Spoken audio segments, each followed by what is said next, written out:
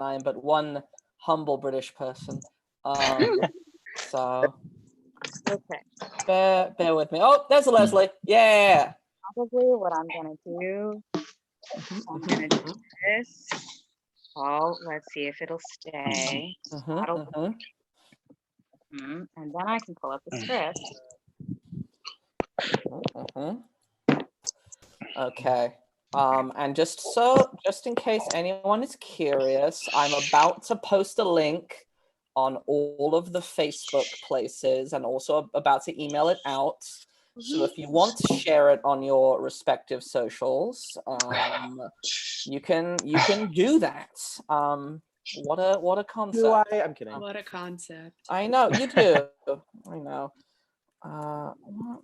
Shameless self-promotion on social media. Wow. That's not what that's for. In this economy? Yeah. Yeah. Okay. There we go. Do it. Shamelessly self-promote. I dare you.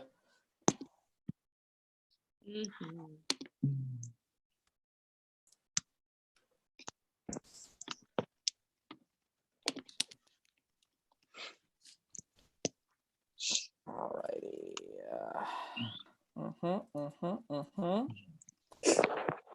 Great. Oh no. Okay. One more second. Tuesday. Oh, yeah, actually, that's probably going to be the most important thing to do, is get the info in the video. You're all fucking champs, and I'm very proud of all of you. I'm proud of you, Ben. Oh, Bryant, you charmer. One and only time. Yeah, that's it. That's You all only I get need. one. I know. That's fine.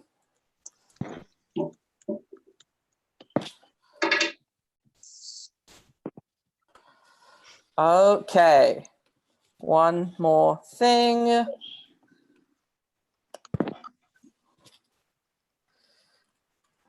here's the YouTube link. Nope, that's not the YouTube link. Ben. Okay.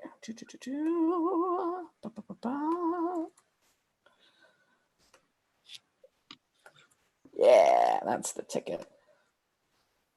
Sweet.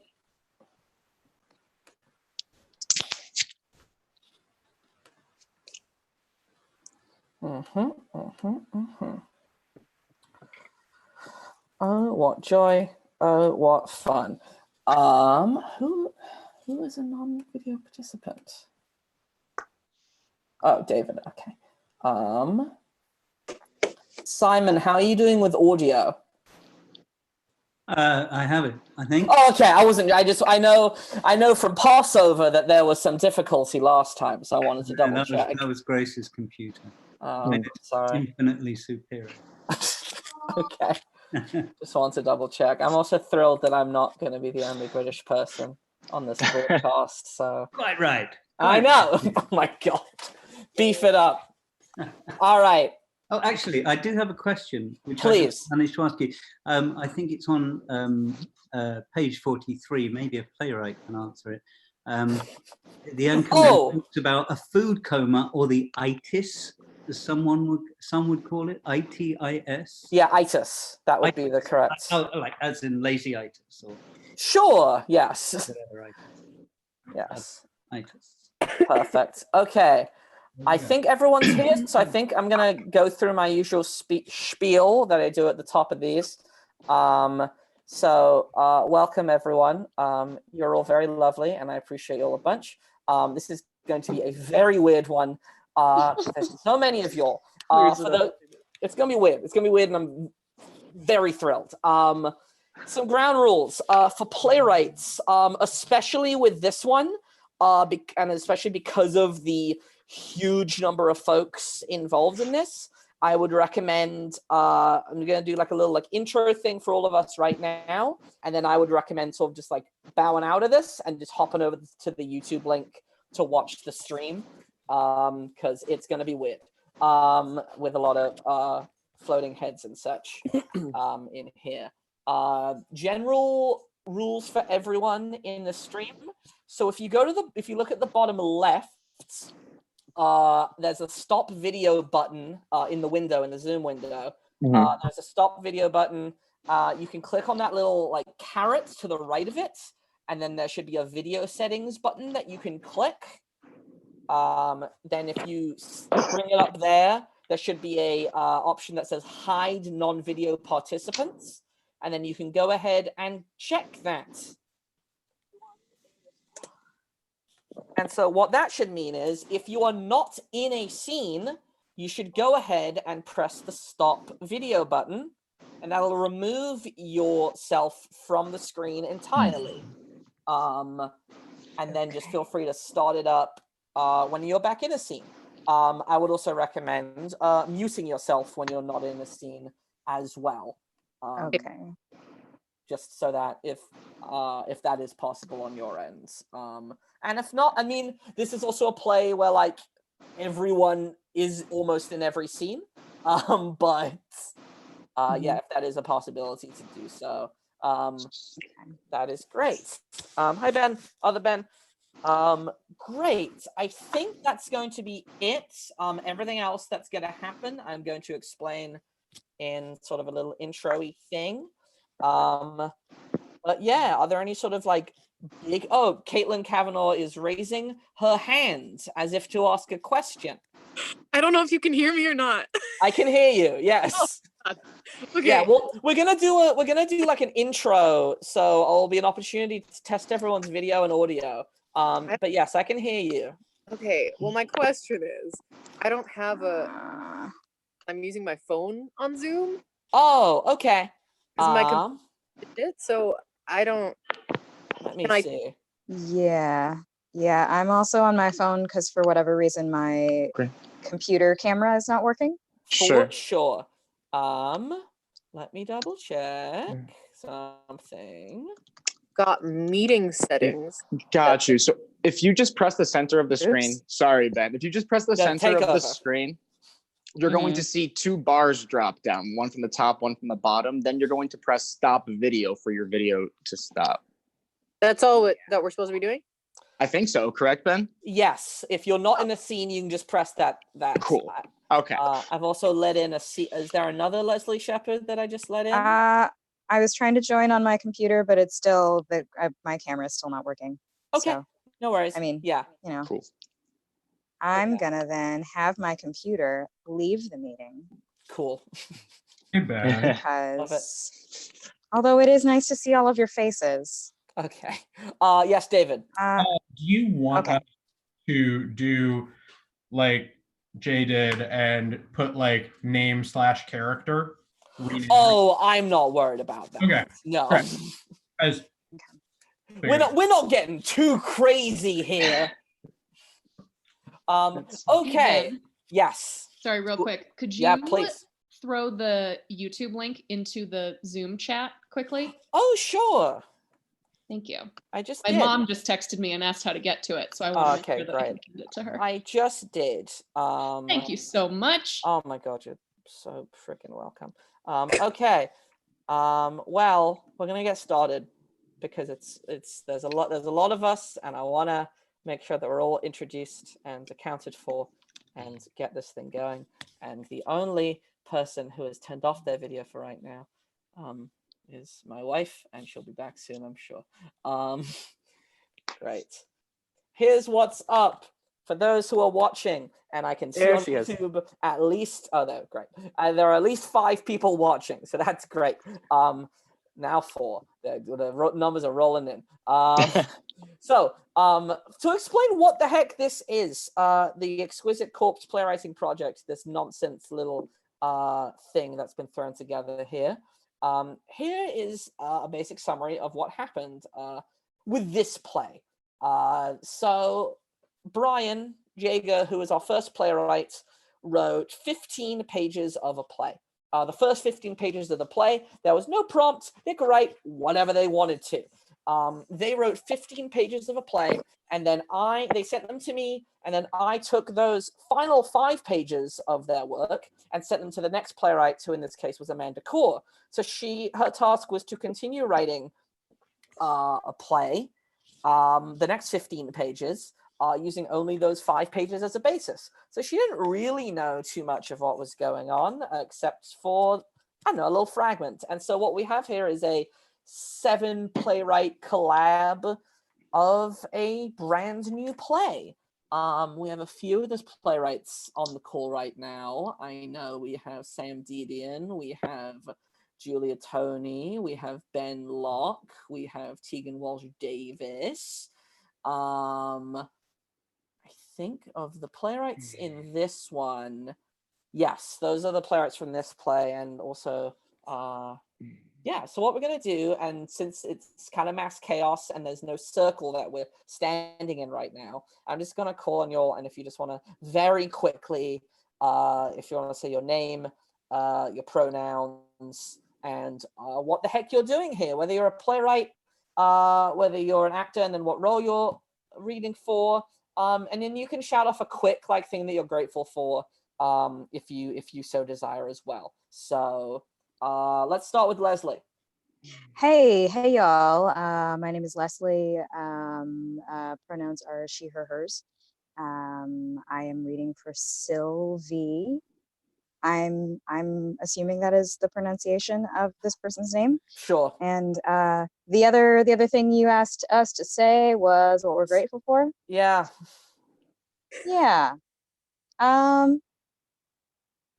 am grateful for the plants on my table that remind me that even in this weirdo, bizarre time, they are still growing. So we are still growing.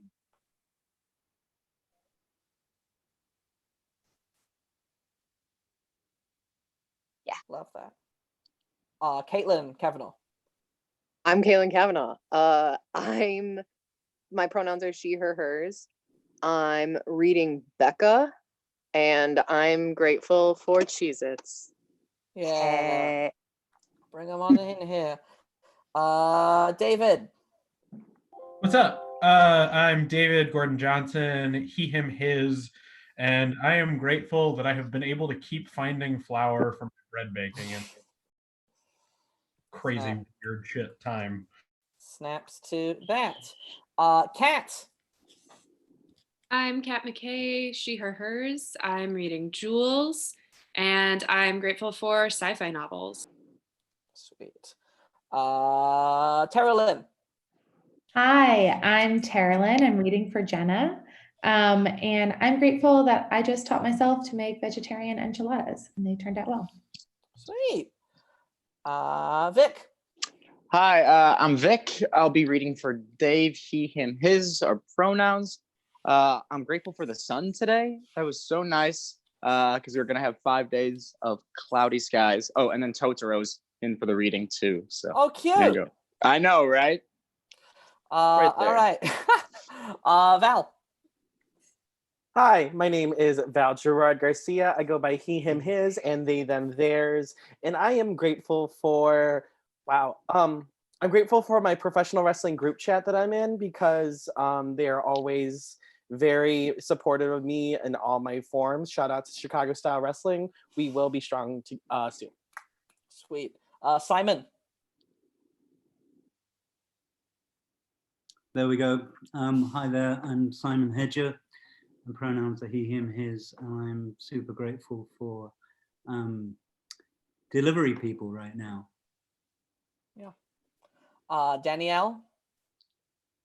Hi, my name is Danielle, she, her, hers. I am playing Mary Berry, and I am very grateful for this opportunity to perform in a British accent in front of my husband. Yes. Yeah. We'd love to see it. Allison.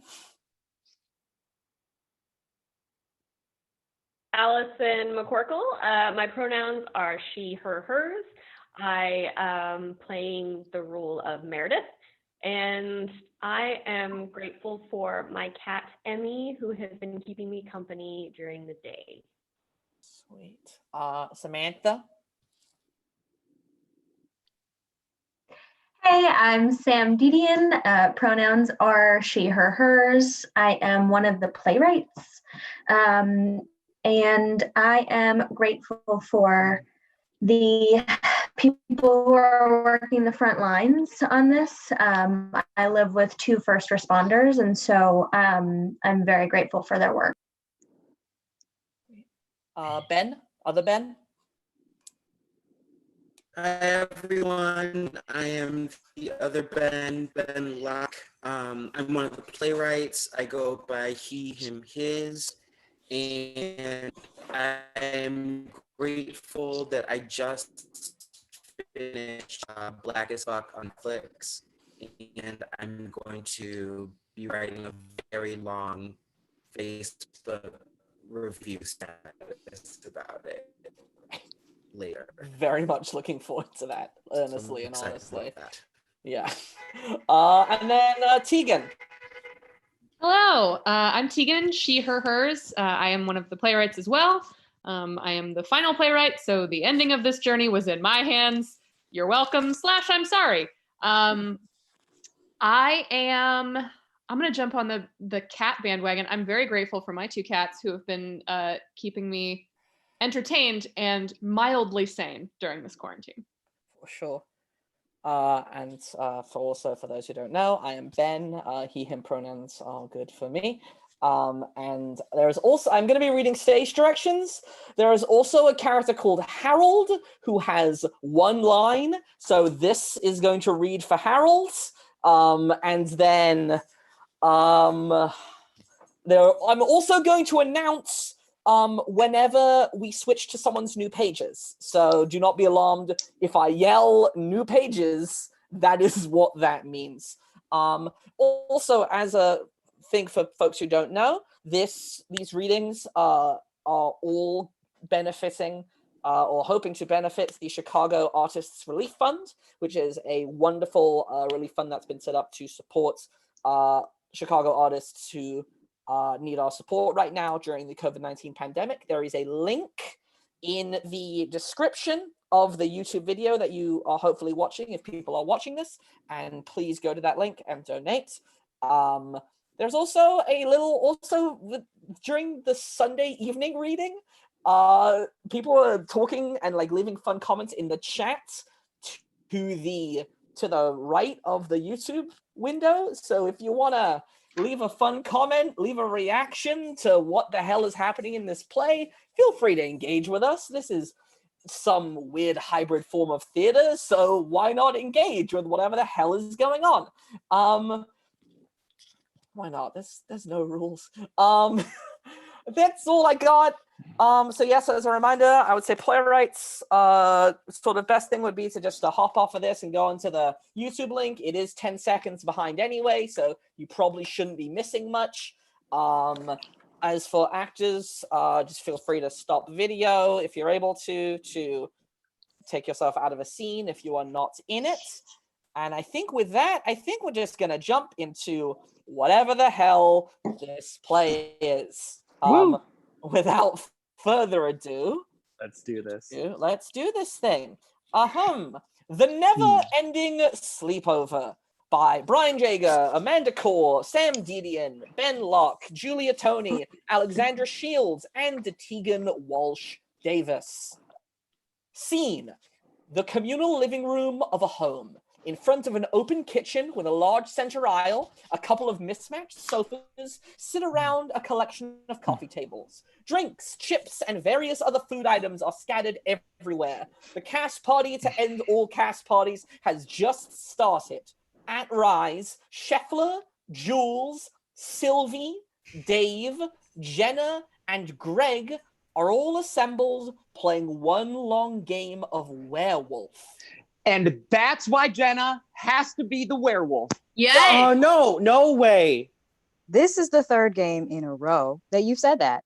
Look, I've been honest about what my card is. We know Sylv switched 2 cards face down, and Greg 1 minute said he was the werewolf. Unless he's lying and is the minion. Ooh, maybe I am. Babe, don't. Yeah, okay. But What if you're lying, Dave? Me?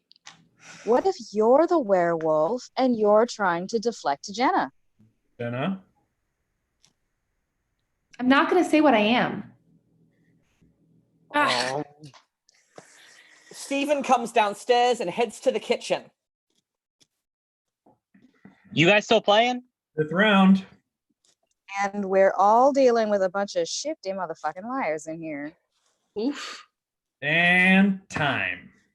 Everyone points to the assumed werewolf. Sylvie points to Jenna. Everyone else points to Dave. That was too easy. Flips over his card. I knew it. You're the minion? Which means Everyone turns to Jenna, who flips over the werewolf card. God, come on. Little fucking liar. Ah, nice serving you. Gladly. You missed some good rounds, Stephen. Hey, you should have seen me lay out that deception. Very good job of lying, dear. They kissed. Still not as good as that round we had no werewolves at all. And see, that is why I said we should know how many werewolves there are and not just shuffle all the cards together. One time I was like a 4 of diamonds. I don't think that was right. Okay, I'm tired of this nonstop werewolf. I can't play with you actors anymore.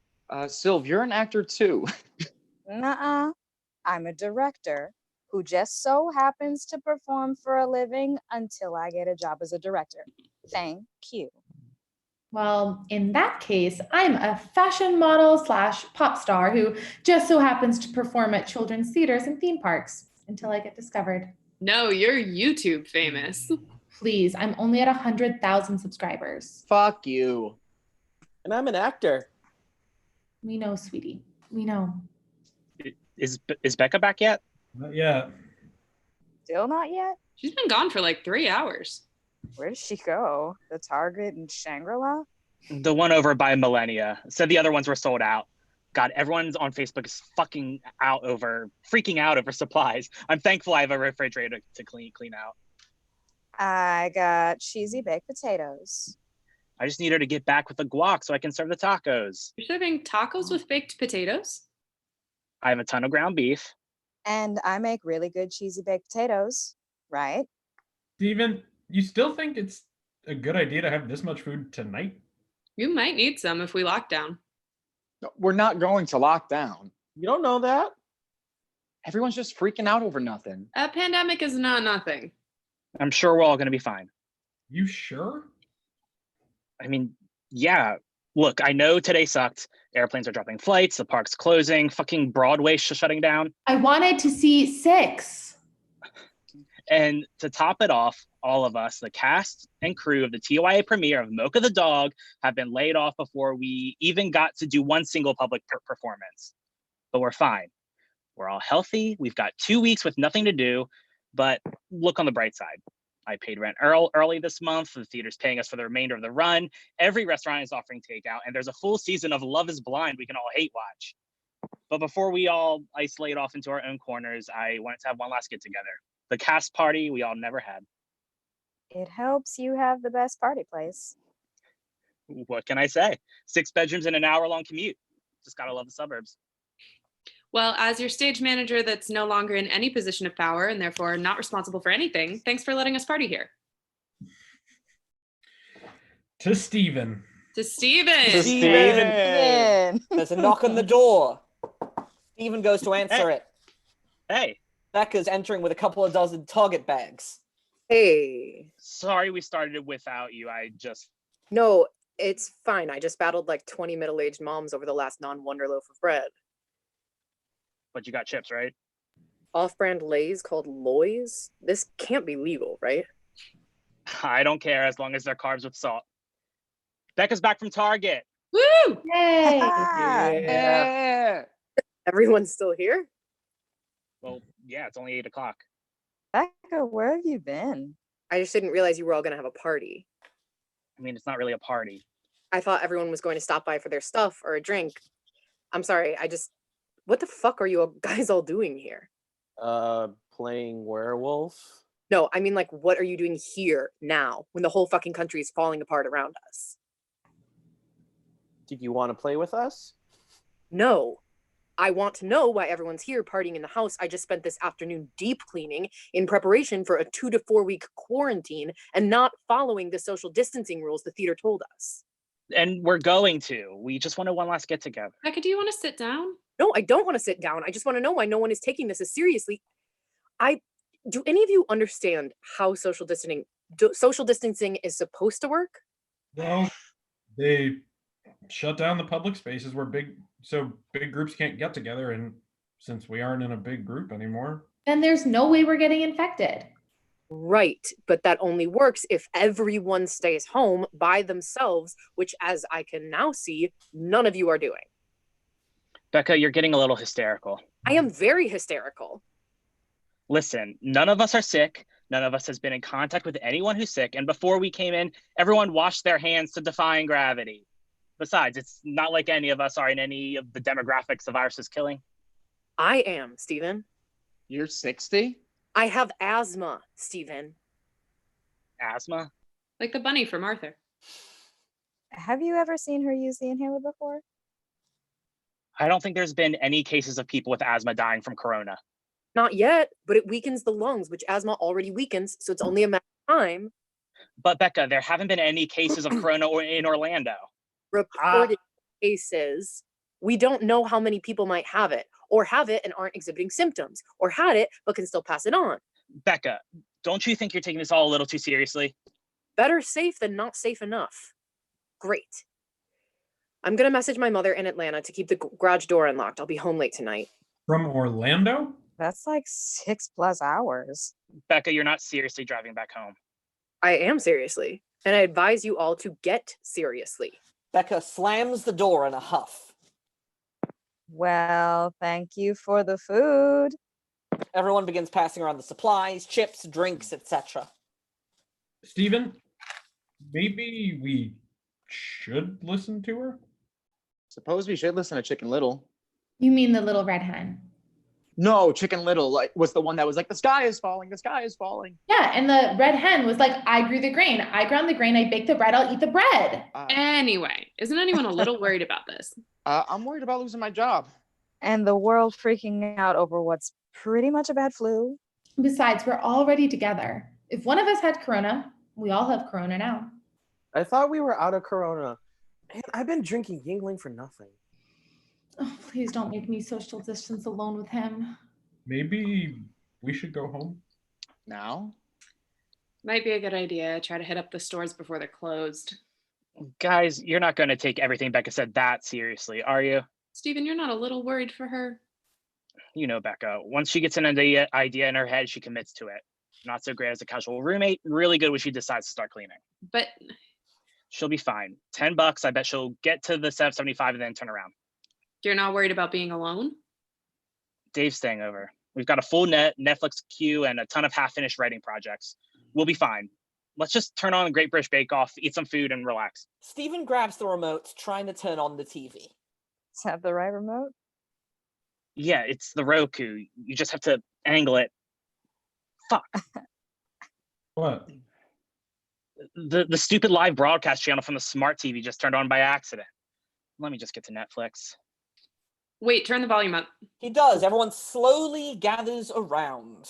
Breaking news from an Orlando area Target as the back of house shelf stocker has just been diagnosed with COVID-19. Isn't that the one Becca went to? Yep. Well, there's no way he's still working. We go now live to the scene of the Target as the employee in question, Harold Fine, is escorted by police during the middle of his 12-hour shift. I touched everything. Meats, dairy, bags of chips. I licked those. You're all getting corona now. Not just Bud. Not just Bud Light. Full motherfucking corona! Stephen turns the TV off. Everyone stares in shock. Sylvie looks down at the bag of chips in her hands and then throws it down. Okay. Okay. Oh, okay. So let's look at the facts. There's a strong possibility we've all been exposed to the virus. But we're not sick. Yet. I have a scratchy throat. Me too. Jenna, you're constantly needing vocal rest. Greg, you're just having psychosomatic symptoms. I'm psycho? No, don't call my boyfriend a psycho, okay? Whoa. Hey, everyone, just calm down. We might not know for a few days if we've gotten it. Until then, we should take caution. Stephen, I know this is your house, but No, it's totally fine. We're between roommates. All the rooms are empty. Everyone can crash here. For how long? 2 weeks. At least. Oh, God. Listen, the important thing is for us all to remain calm. Let's put on some Netflix, eat some food, and not panic. Everyone sits down on the couch, and Jules presses play on the Great British Bake Off. Oh, this is a marvelous steamed crumpet. Truly excellent. Greg sneezes. Everyone freaks the fuck out. Oh my God. Back out. Oh wait, is that me? Yeah, Greg sees it. Achoo! Blackout. New pages. You're good. You're good. New pages. Lights up. The next day, 7 a.m., morning light is just barely coming in through the window. Jules enters the hallway wearing her pajamas and carrying her laptop. She sits down in a corner chair by the window and gazes outside. She does not see Greg, who is asleep on the couch under a pile of blankets. She opens her laptop and starts to write. After a few minutes, the tapping on the keyboard stirs Greg. He sits up and stares at Jules, but she's as focused as ever. He clears his throat. She doesn't look up. He clears his throat again, louder, with integrity. Jesus, I didn't know you were down here. Can you type a little quieter, please? It's what? It's 7 a.m. Holy shit. I don't think I've woken up at 7 a.m. in like ever. Why are you on the couch? Didn't you and Jenna get a bed?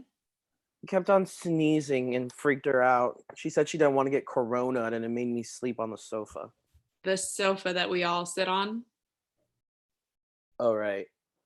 Whatever.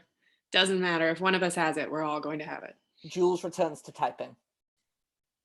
What are you writing? Just a story. Like a book? Yeah, sort of. I didn't know you were a writer. I'm not. Well, I'm not a published writer. I'm trying to be. What's your book about? These are kind of personal questions. You brought this upon yourself. You're typing in my bedroom. It's a book about sexuality. Ooh, go on. Don't be a perv. It's a book about discovering your sexuality in a world where we view everything from a patriarchal lens. Oh. That's sort of intense for 7 a.m. And it's a comedy. Uh-huh. And exploring what it means to be a queer woman in a heterosexual relationship and refining terms like masculine and feminine to fit something that's more about the spirit and less about sex. Got it. When you said you were writing a book, I figured it would be like about vampires or something. It's not about vampires. And you're writing it at 7 a.m. because... Because if I'm quarantined and can't do anything, I'm at least going to use my time to be productive. Shakespeare wrote King Lear during the plague. Did you know that? No. Jenna enters the living room in pajamas.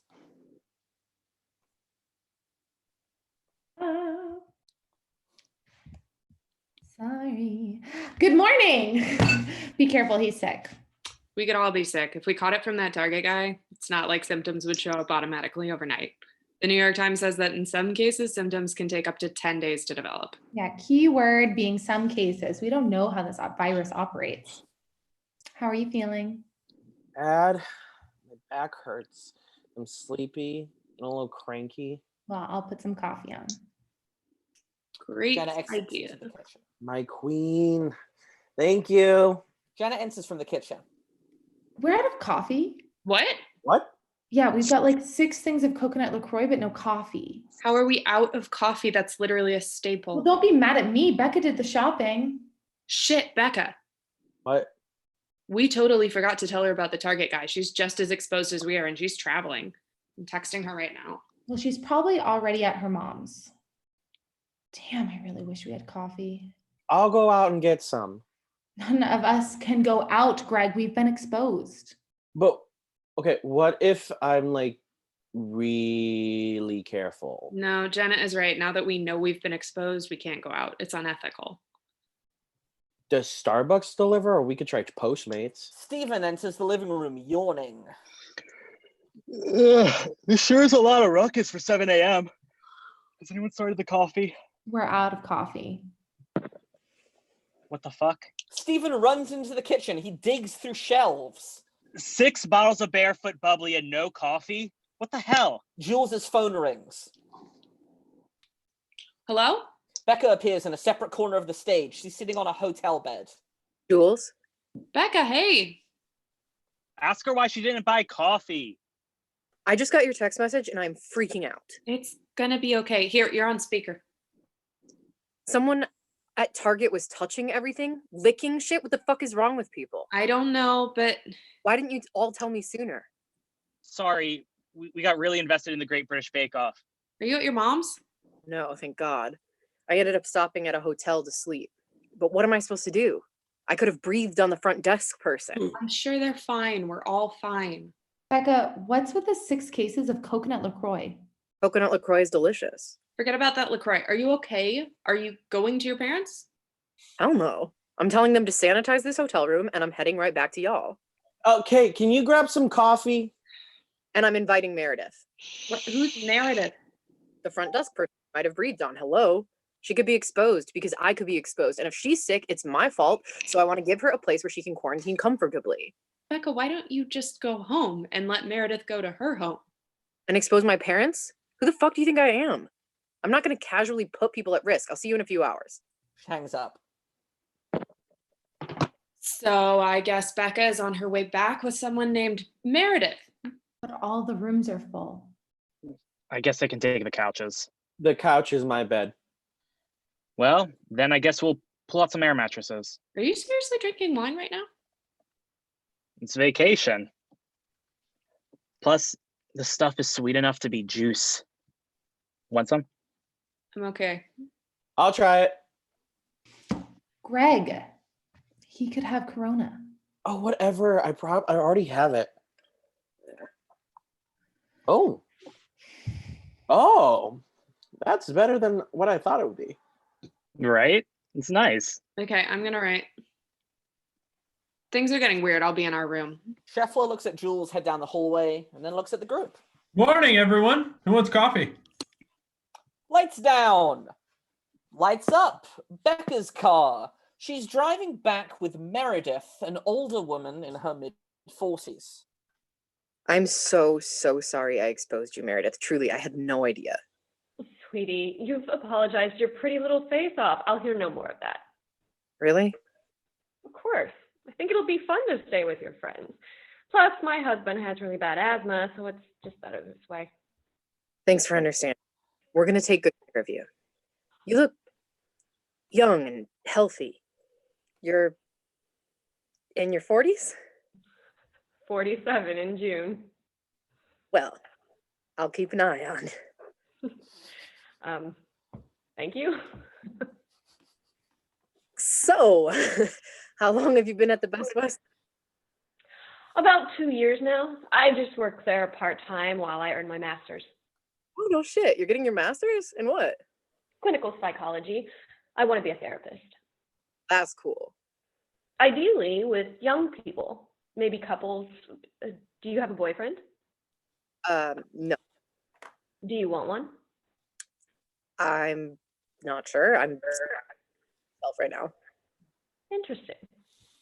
And, you know, I just don't think a pandemic is a time where any of us should be thinking about dating. We're social distancing. Of course. But I wouldn't be surprised if the current circumstances exacerbated a person's need for closeness and connection. Do you ever crave closeness and connection? I'm not sure I feel comfortable talking about this. Well, that's understandable. It can be very vulnerable to break down internal blocks. I don't have internal blocks. Of course not. Are any of your friends in relationships? Jules and Scheffler, Jenna and Greg, but don't even get me started on them. Oh, please do. I'd love to hear all about them. Lights down. Lights up. The communal living room. Sylv, Stephen, Scheffler, Greg, Jules, and Jenna are all standing on different pieces of furniture. Chairs from the kitchen and various rooms from the house have been added, so there are more pieces of furniture than normal. So the name of the game is The Floor is Lava, but with a twist. You have to jump from space to space, and each obstacle comes with a personal question. How did you come up with this game? We played it at summer camp. Trust me, it's fun. It seems a little dangerous. Now's not really a good time to head off to the emergency room. We're going to be fine. Who's first? What is a lie you tell on a regular basis? You play this at summer camp? I'm not afraid to go deep. I don't want to tell this. You have to. That's the game. Fine. Sometimes Greg asks me if I like his haircuts, and I always say yes. But the truth is, I hate them. Whenever he gets them, I can't wait till his hair goes back to normal. What? Sorry. But wow, that feels good to get off my chest. It's okay, dude. I don't like the way my hair looks after it gets cut either. I like my haircuts. Javier does not know what he's doing. Javier is one of my best friends. He can be a good friend and a terrible hairstylist. Oh, you know what? Fine. It's my turn. Greg jumps to a piece of furniture. He picks up the piece of paper. Say one nice thing about your girlfriend. Oh, come on. Oh, wow. I love this game. Becca knocks at the door. Hello? Open up, please, hurry. Stephen climbs off his piece of furniture. 1 second. Stephen opens the door and Meredith and Becca enter. Becca closes the door behind her and locks it. Meredith looks around at everyone standing on the furniture. What's going on here? Why is everyone standing on the furniture?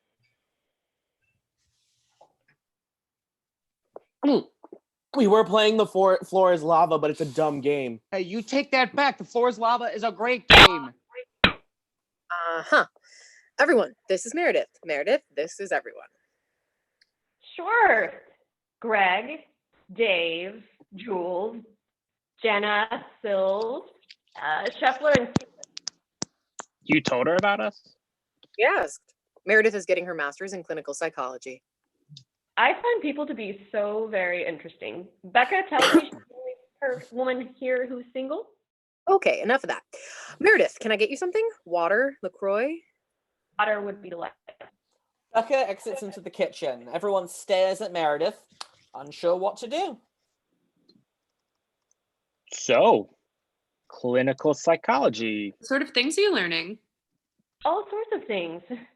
We learn about depression, anxiety, behavioral issues. I'm particularly interested in interpersonal relationships, specifically romantic ones. Interesting. It really is. Becca comes back with Meredith's water. She hands it to her. Thank you, dear. Right. Let me show you your room, Meredith. I thought you said we were out of rooms. We are. You can share the couch with Greg. He has corona. We all have corona. You are all so lively. This is going to be fun. Meredith and an apprehensive Stephen exit. You brought a shrink to our quarantine. Technically, she's a shrink in training. Does that mean we're gonna have to spend quarantine getting therapized? Honestly, that might not be a bad thing. I agree with Dave. Of course you do. You use this. You can use it as material for your book. You're writing a book? I didn't know that. It's pretty complicated, Dave. What did you say? What did you say it was about, Jules? Reclaiming your sexuality and what it means to be like a queer woman in a heterosexual relationship? What? Oh, it's a comedy. Thanks, Greg. Why didn't you tell me you were writing this? I'm your boyfriend. It's been really private. But you told Greg. Only to shut him up. Should we give you some privacy? We don't have privacy. We're sharing a house for the next 2 weeks. Meredith and Stephen enter.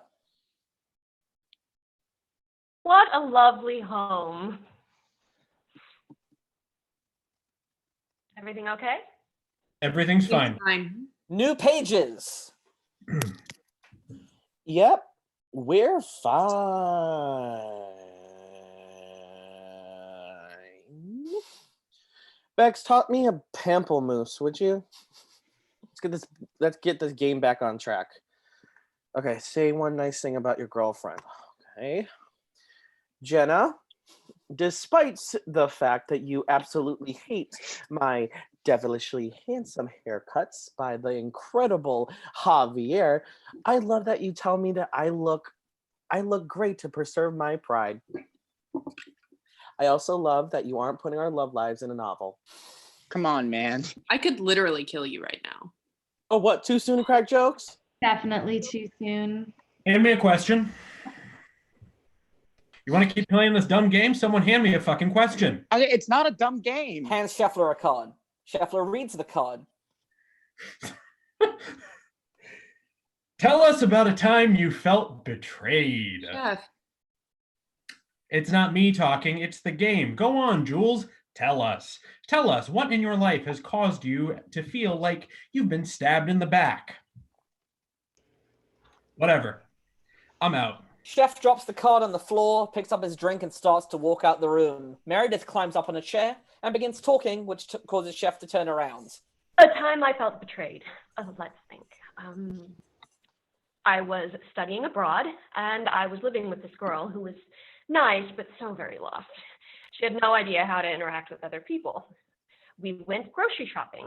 I was on a strict budget, which I made very clear to her. And I came home with one avocado as my splurge for the week.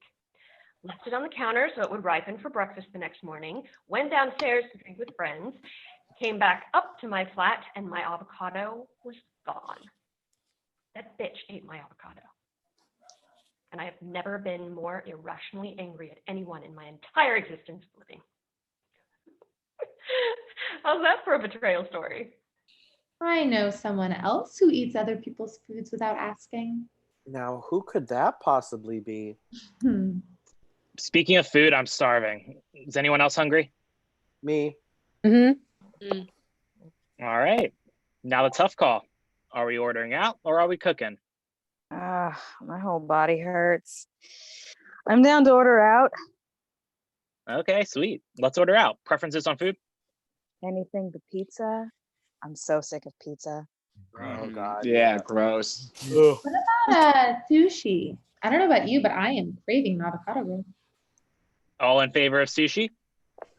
Jenna, Greg, Becca, and Meredith raise their hands. No, thanks. We can order something else, babe, or we can cook together. What do you think? I'm in for sushi. Oh, yeah, I'm down to cook, Jules, but I'm only useful in the boiling pasta department. Great. Dave and I will make pasta, and you can all order sushi. All right. Bex, order me a dragon roll and an extra large tub of miso soup. No, make that 2 tubs of soup. Jules and Dave head to the kitchen. Everyone else gets on their phones to decide what to order. Chef, I know it sucks to find out something like that, but you've got to cut her some slack, dude. It's just a book. It's like a diary, right? Like she's just trying to figure herself out. Doesn't mean she doesn't love you. Just means she's got a lot to figure out. You don't think I know that? Whatever. I'm done with this conversation. Just talk to her about it. Take a minute to process and then talk to her. All right, orders in. Tea break. Who's got to go? Oh, I love that movie. What? It's a line from the Goonies. Oh, please tell me you've seen the Goonies. Nope. Never seen it. Me either. Same. Okay, that's it. We are watching the Goonies tonight. Yes! I wanted to be one of them so badly when I was a kid. I used to watch that movie all the time after my mom left. Child of divorce? Yep. Me too. Watching adventure movies got me through it all. Right? The characters sort of became like my imaginary family. Exactly. Plus, I was in love with Mickey like forever. Shauna asked me, so cute. I'm definitely more of an Andy Brand fan. No spoilers. Hey, did anyone else want pasta? No, I'm good. No thanks. Jules goes back to the kitchen. Scene shift in the kitchen with Jules and Dave. Okay, I may have stretched the truth on my pasta making skills. Yeah, this batch came out like glue. This is not a time to fuck up pasta, Dave. This shit's a commodity. Labs think we can save it? How's it going in here? Not great. Ruined the pasta. Let me see. Yeah, you definitely overcooked it. Yep. It's all good. My mom taught me a trick she learned from a cooking show years ago. Do you have a blender? Yeah, here. Okay. We need olive oil, egg whites, butter, flour, and cornmeal. Any chance we have those? Yep. Dave, grab the eggs and butter. Jules gets the other ingredients out of the bags on the counter. Okay, we need 1/2 cup pongo, that's the blended pasta dough, 3/4 cup of water, 1/8 cup of olive oil, 2 to 3 egg whites, 1/4 cup of flour, 1/4 cup of toasted cornmeal, 1/4 cup of 1/4 melted butter per taco shell. Got it. Dave, you measure, I'll do the eggs and toast the cornmeal. Your time at the stove is over. Oh, and we'll need something to shape the taco shells on. Will panhandles work? Sure, why not? Okay, on it. Dave lines up the pans on the table, measures everything, and hands it all to Meredith as she talks. My dad would try so hard to make pasta for us on my mom's birthday, and every year he'd get distracted with something and overcook it. And my mom would have to salvage it. Sort of became a tradition in my household. Dad would overcook pasta. Mom would laugh and say, "Let me help," until my dad would give in and let her help. And she would take the overcooked pasta and toss it in a blender with all of this. Jules, heat up a pan on the stove, put a ball of the pasta dough down and flatten it with the spatula. Yep, like that. Cook for 30 seconds, take it out and shape it into a taco shell. And voila, every year we'd have tacos on her birthday. That's amazing. You must have learned so much from her. Probably more than I ever wanted to learn. Yeah, parents will do that to you. Want to know my real betrayal story? My parents split when I was really little, like 8 years old. And they always read bedtime stories to me that depicted their love in this gorgeous fairy tale way. How my mom asked my dad out, how my dad swept her off her feet. He bought her dresses and jewelry, and she made the most amazing meals for him to come home to at the end of a long day. My parents were my heroes. And one night, my dad said he was working late and couldn't come home to tell me a bedtime story. So my mom put me to bed, told me all about the dragons she and dad had to slay in order for them to be together, all the obstacles they had overcome because the world wanted them apart.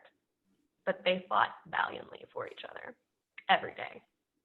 That night, I fell asleep to the picture of my parents riding off into the sunset. Later that same night, I woke to the sounds of voices I didn't recognize. My father had come. He sounded angry, hurt. My mother was in tears, calling after him as he walked out the door and into his car. Another voice, a woman's voice, telling my mother it would all be okay. My mother had cheated on my father with her best friend, who, by the way, I was named after. My father hasn't spoken to my mother since, but I get a yearly phone call on my birthday that lasts a half hour tops. We talk about school and big life changes. No more fairy tales, no more stories. But it's the best day because I get to hear his voice, you know. I didn't understand any of it then. I mean, I was a kid, but looking back, my mom wasn't happy. She loved my dad, but she wasn't in love. She wasn't in love with him. She was in love with their friend, Meredith. And my dad had no clue. And the two of them, well, they made choices that changed their worlds without a second thought about how drastically it would change mine. It's so strange the moment you realize your parents are people, you know? That moment they become less your heroes and more individual humans who love and hate and make mistakes and choose themselves and find themselves. I get it now, more than ever before. The pain is still there, but there's understanding too. It just took time to find it. With humor. A gay cheating mom with a broken-hearted dad. Whoa. Is that why you're studying clinical psych? Dave, It's a valid question. I think it had a lot to do with what I'm studying, yes. I think it also has a lot to do with why I'm focusing on romantic relationships. It's fascinating. And it isn't studied as deeply as it should be, especially regarding queer partnerships. So your focus is going to be on queer relationships? On romantic relationships, but it's certainly a sect I'll be focusing on for my thesis. Would it be crazy of me to share what's in my book with you? If you're willing to share, I'd love to listen. Okay, let me grab it. Jules exits. Dave and Meredith continue to cook taco meat and assemble tacos. Okay, when she comes back, I'll make up some excuse to leave the kitchen so you two can talk about her book. But please know that she and Scheffler are so great together. He loves her more than anything in the world. Don't do anything to screw that up. I won't. I'm just here to listen. Okay. Scene change from kitchen to Chef and Jules' assigned bedroom in the COVID house. Jules walks in and sees Chef reading her book without permission. Jules, Chef, that's private. Jules, this book, it's about us. I should be able to read what you're writing about us. It's not about us, babe. It's about me. Don't you get that? It has nothing to do with you. It has everything to do with me. You're questioning whether or not you love me because I'm straight? Why? Because that means I don't get you? That's fucked up, Jules. Chef, that's not it. I mean, it is, but it's not. I love you. Then what is it? Because I'm trying to wrap my mind around why my girlfriend is hiding her book from me, her book about her sexuality and grappling with the queer confusion that comes from dating a hetero man. How is this book you are writing not something I should get to know about? I want you to know about it, but it's hard, Chef. Oh, sure, it always is with you. Would you just shut up and let me talk? You're asking questions and I can't answer them because you won't let me speak. Thank you. I'm trying to figure out how this all works, who I am and how I fit into the world, how I fit into the queer community, how the rest of the world views the queer community. Is being queer even real? Just pick a gender, just pick who you love, so on and so on. I'm judged in my community for dating someone like you. I'm processing how I feel about loving someone like you because I do love you, Chef. I choose you. But it's hard sometimes to choose you, all of you, when I only let myself show you a part of me. You know I love every tiny bit of you, Jules. I don't care if you're queer or not. I love you. That's just it, Chef. Being queer isn't this tiny bit of me. It's all of me. I know it's not some small part of you, Jules. That's not what I meant. It's everything I am, Chef. And I'm grappling with that and being with you. It's confusing and difficult and wonderful because you're wonderful. But I feel like a huge part of me is stifled being with you because I haven't opened myself up to explore what my queerness means or how it fits with your straightness, which isn't your fault. I don't know. This isn't coming out right. So what are you saying? Are you saying we shouldn't be together? I'm not explaining this well. I want to be with you. And I'm having this conversation with you now because I want you. And I feel safe with you, which says something because I haven't felt that way in any other hetero relationship I've been in before. But I didn't want you to read the book because it's not finished and I don't have answers yet. I love you and I want to figure all of this out with you. It's just confusing because I don't have answers to my own questions yet. You feel safe with me? Then why do you write in here that there are two options, it seems, when faced with a queer to hetero relationship? The first, at best, you are treated as a novelty, a kind of garnered access to seek threesomes without recourse, a kind of exercise in unicorn hunting. The second, at worst, every time an attractive person walks by, your hetero partner asks you to comment on whether or not you think they're hot. No matter what your answer, your partner's insecurity is thrown in your face and you're manipulated to believe that you're cheating by looking at another person. You're manipulated to believe that their unhappiness is all your fault. So Which is it, Jules? Am I best case scenario or am I worst? Because it's for damn sure that I don't have no idea what you think of me anymore. That's not fair, Chef. And you damn well know it.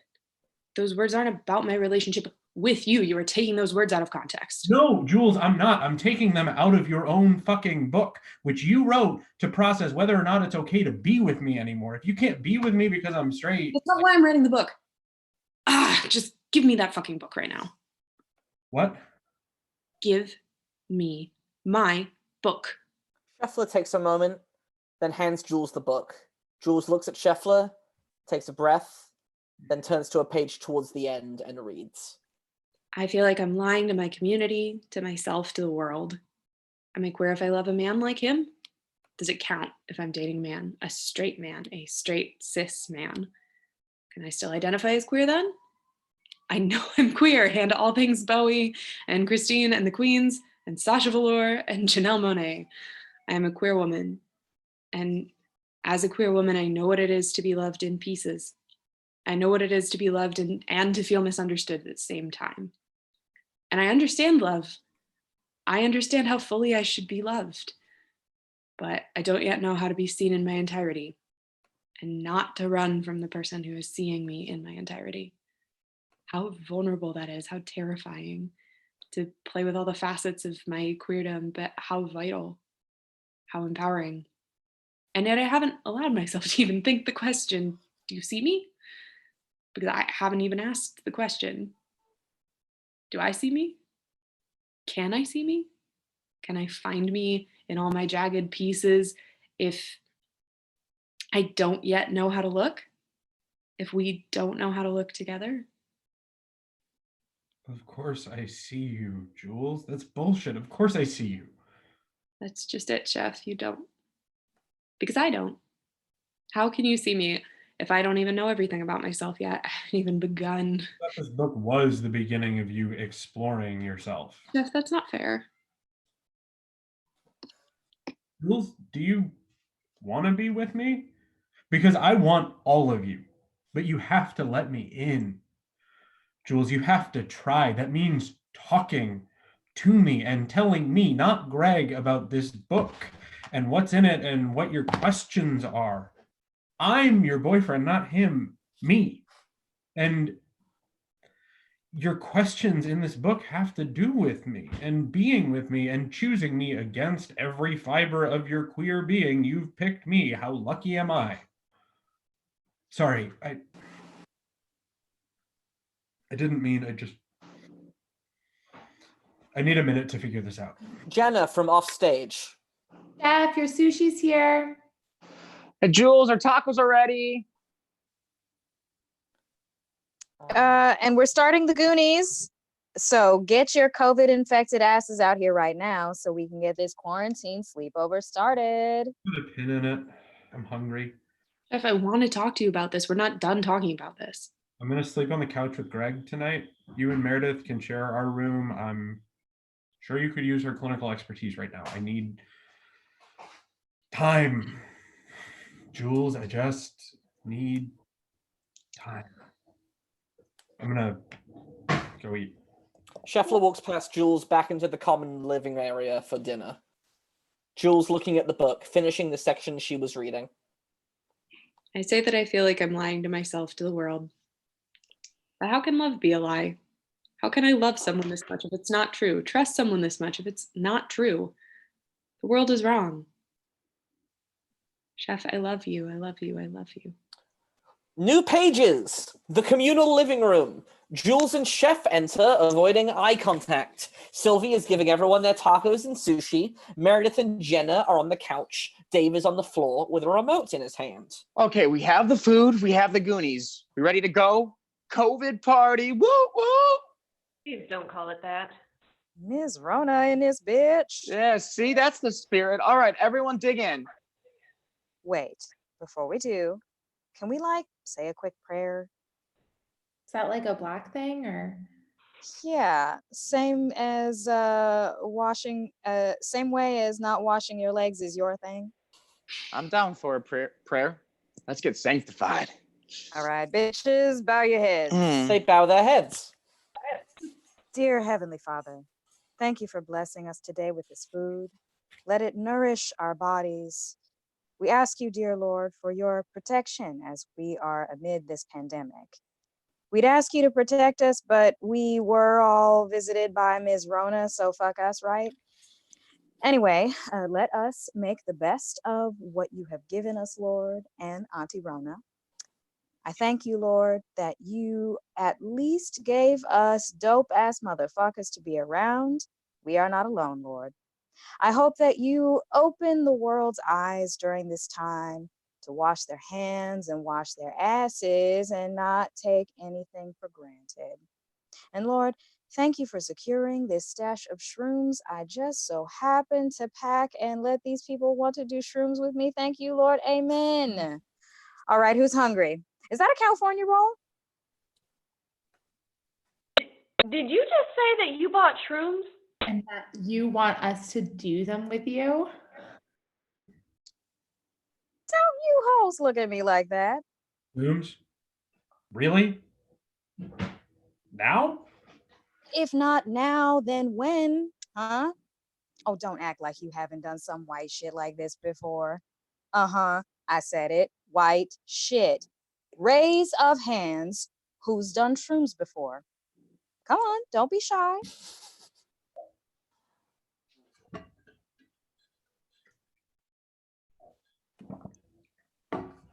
Chef? It's irrelevant. I just don't think now is the best time. Yeah, kind of in the middle of a pandemic. Meaning both you hoes have done it. Come on. We all got the Rona. We can die at any moment at this point. I've never done shrooms and I'm ready.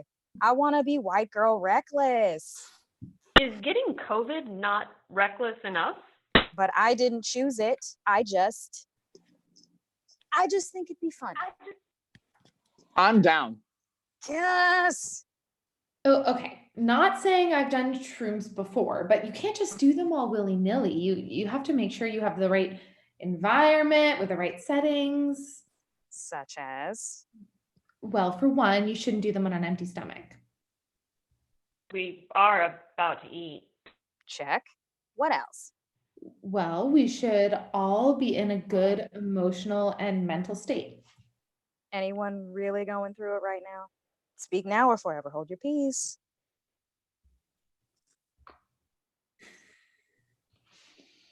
Cute. Looks like we're all set.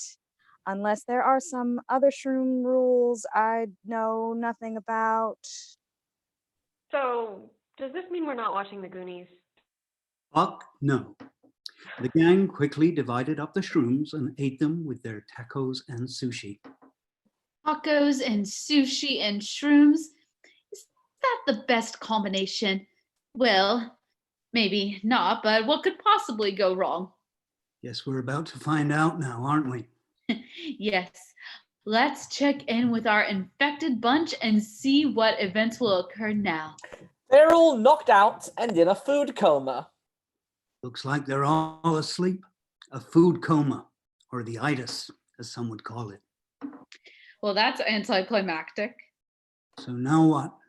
Do we just wait, or? Wait, it looks like one of them is waking up. Jules wakes up. Did anyone else hear that? Y'all, I think the shrooms are kicking in. I think I'm starting to hear voices.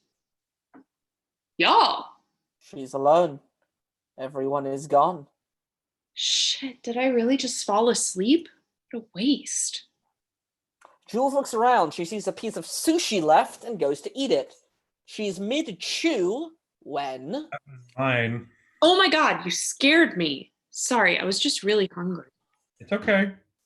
Eating each other's leftover is part of the couple's rules, right? Right. Look, Chef, I'm sorry. It's just sushi. It was going to go bad pretty soon anyway. No, I mean about the book. Yes, it's my sexual exploration, but you're still part of the journey, whether I'd like to admit it or not. I appreciate you saying that, and I'm sorry too. I should have just allowed you the space to think through it. I don't want to add any more pressure to what you're already experiencing. Speaking of sexual exploration, How about we explore the couch and sexually have sex? Smooth. Real smooth. They both laugh and head to the couch. They start making out. Bad porn background music plays. Anyone else hear that? Guess not. Hands are everywhere. Wait, there are too many hands. Somehow, Dave appears in between them. Sup? Oh my god, what the fuck? How'd you get here? What's up, Dave? Wait, did you plan this? Is this your way of helping me explore my sexuality, adding another penis? I'm more than just another penis. I can't believe you right now. Would it help if there was another girl? Well, it would be a good start. Out of nowhere, Sylvie appears with her own theme music. You rang. What the fuck? Where'd you come from? Details are unimportant right now. Need me to break up this dick fest? Sylvie goes to join them on the couch and begins kissing Jules's neck. Sexuality is more than just sex. Well, then why is it called sexuality? Oh my god, that feels good. Wait, no, stop. Come on, Jules. I'm living out all my white girl fantasies right now. Shrooms. Now this. Just enjoy, girl. Sylvie kisses Jules. See, now that's hot. This ain't a peep show. We kissed, so y'all need to kiss. Fine with me. Awkward porn music begins to play. Dave goes to kiss Chef, but Chef blocks him. Record scratch? Hold up. This is not what I signed up for. You're the one who invited him. You want to be on this journey with me? Then be on it with me, but with Dave. I'm a really good kisser. Come on, just do it. Do it for me, for Jules, for my white girl fantasy. Sylvie kisses Jules again. Just do it. Fine. Dave snaps his fingers and the awkward porn music starts up again. Chef is hesitant, but relents. Dave smiles and closes his eyes. Chef takes him by the face and kisses him. It's longer than what you have expected it to be. Sylvie and Jules are amused and satisfied. Wow. Wow. Something is in the water. They all look at each other. The sexual tension is peaking. Are they about to do this? They are. White girl fantasy, baby. They all start kissing and touching on each other. Baby making music is in full effect. It gets hot and heavy, but mostly really sloppy. Finally, Jules has had enough. Wait, no, this is so stereotypical. But white girl fantasy. Baby making music plays again, but Jules cuts it. No. Sylv, this isn't just some fantasy for me. It's who I am. It's not just about sex. It's about feelings and intimacy and all those little pieces we have to figure out. I get you. So should we all just watch the evening news together and argue about bills and lack of discipline the kids are getting? I'm sorry. I really thought this would help. Well, I'm just more confused now. Me too. I started the book so I could sort out my feelings. Not in this way. This is why I wanted to keep it to myself. I don't need outside influences telling me how I should go about this. I appreciate you all trying to do this for me, but I really think I need some space. While we're all cooped up in here on a lockdown, good luck. Where is everyone coming from? Jenna appears out of nowhere, dressed as a taco. Or she is a taco? Who really knows? We're all tripping on shrooms right now, but she's here and is reading Jules's book. I say that I feel like I'm lying to myself, the world. But how can love be a lie? How can I love someone this much if it's not true? Trust someone this much if it's not true? The world is wrong. I love you. I love you. I love you. Where did you get that? And why are you dressed like a taco? Is that how you feel? I'm not just like a taco. Yes, that's how I feel. Dude, you're a taco and you look delicious. I don't know what to say. Am I the only one who sees this giant talking taco? They all look at Jenna, who is, indeed, a taco. I'm hella hungry. Yeah, me too. Why are you all looking at me like that? Don't you fucking look at me like that. I say we eat the talking taco. Well, I will fucking murder you. I'm a human being. Don't believe the lies. Y'all have fun. I'm out of here. Jules starts to leave, but Taco Jenna grabs her and uses her as a human shield. Back up, bitches. You want something to eat? Snack on this. Let go of me. Smell that? Fresh meat right here. Come and get it. They're not going to eat meat. They're not cannibals. Now let go. Oh, no. If I'm a taco, you're a taco. You can't possibly believe that just because you said it, that they're stupid enough to really believe that I'm a... Both the tacos are talking! Jeff, stop them. Confused. So hungry. Why are the tacos talking? Not a fucking taco. Eat them! Meredith, Dave, and Sylvie slowly encroach on them. Chef joins them. Jules pleads for them not to do this, but they don't listen. Once they're close enough, Jenna throws Jules at them and they attack. It's similar to the orgy, but more ravenous. It's a clusterfuck of limbs and ad-libs. Suddenly, Jules wakes up. It was all a dream? She's in bed with Meredith. Not taco, you fucking savages. Are you okay, Jules? Sorry. I guess I was just having a bad dream. Or a bad trip. I don't know where Sylvie got those shrooms, but whew, strong stuff. I might still be tripping. Are you talking to me? Yes. Do you remember what happened? Where do I even begin? It was so trippy. I don't think we all experienced the same thing, so I don't know how reliable I'd be. Yeah, I guess you're right. I need to go talk to Chef. She leaves the bedroom.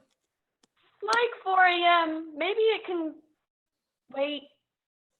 Oh, good luck, my little taco. Meredith goes back to sleep. Was it a dream? Was it a really bad trip? We'll never know. Well, one thing's for sure, I could really go for a taco right now. Meredith wakes up and looks around. Hello? Did someone just say something? Trippy shrooms, man. Trippy ass shrooms. Meredith turns over in bed to expose Sylvie, who was also in bed the whole time. White girl fantasy, baby. New pages. Scene shift. Moments later in the communal space. Scheffler, Stephen, and Greg are kneading the air as they watch Great British Bake Off on the TV.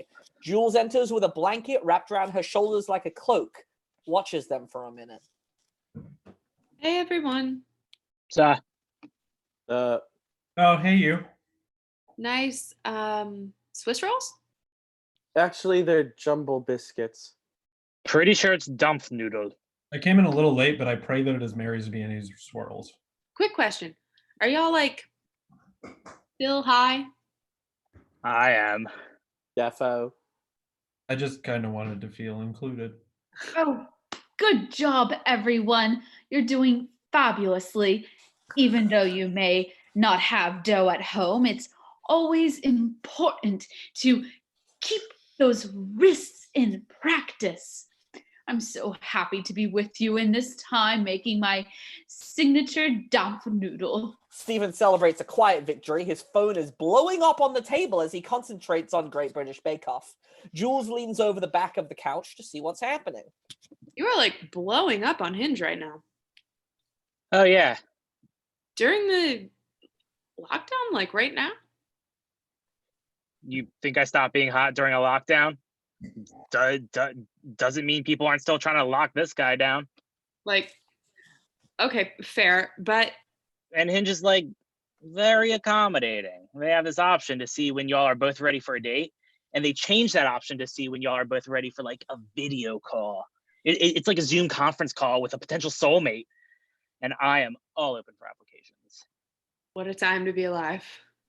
We're living in the future. Bling it up my heart, bling it up my hotline. Is that Drake? No. Oh my God.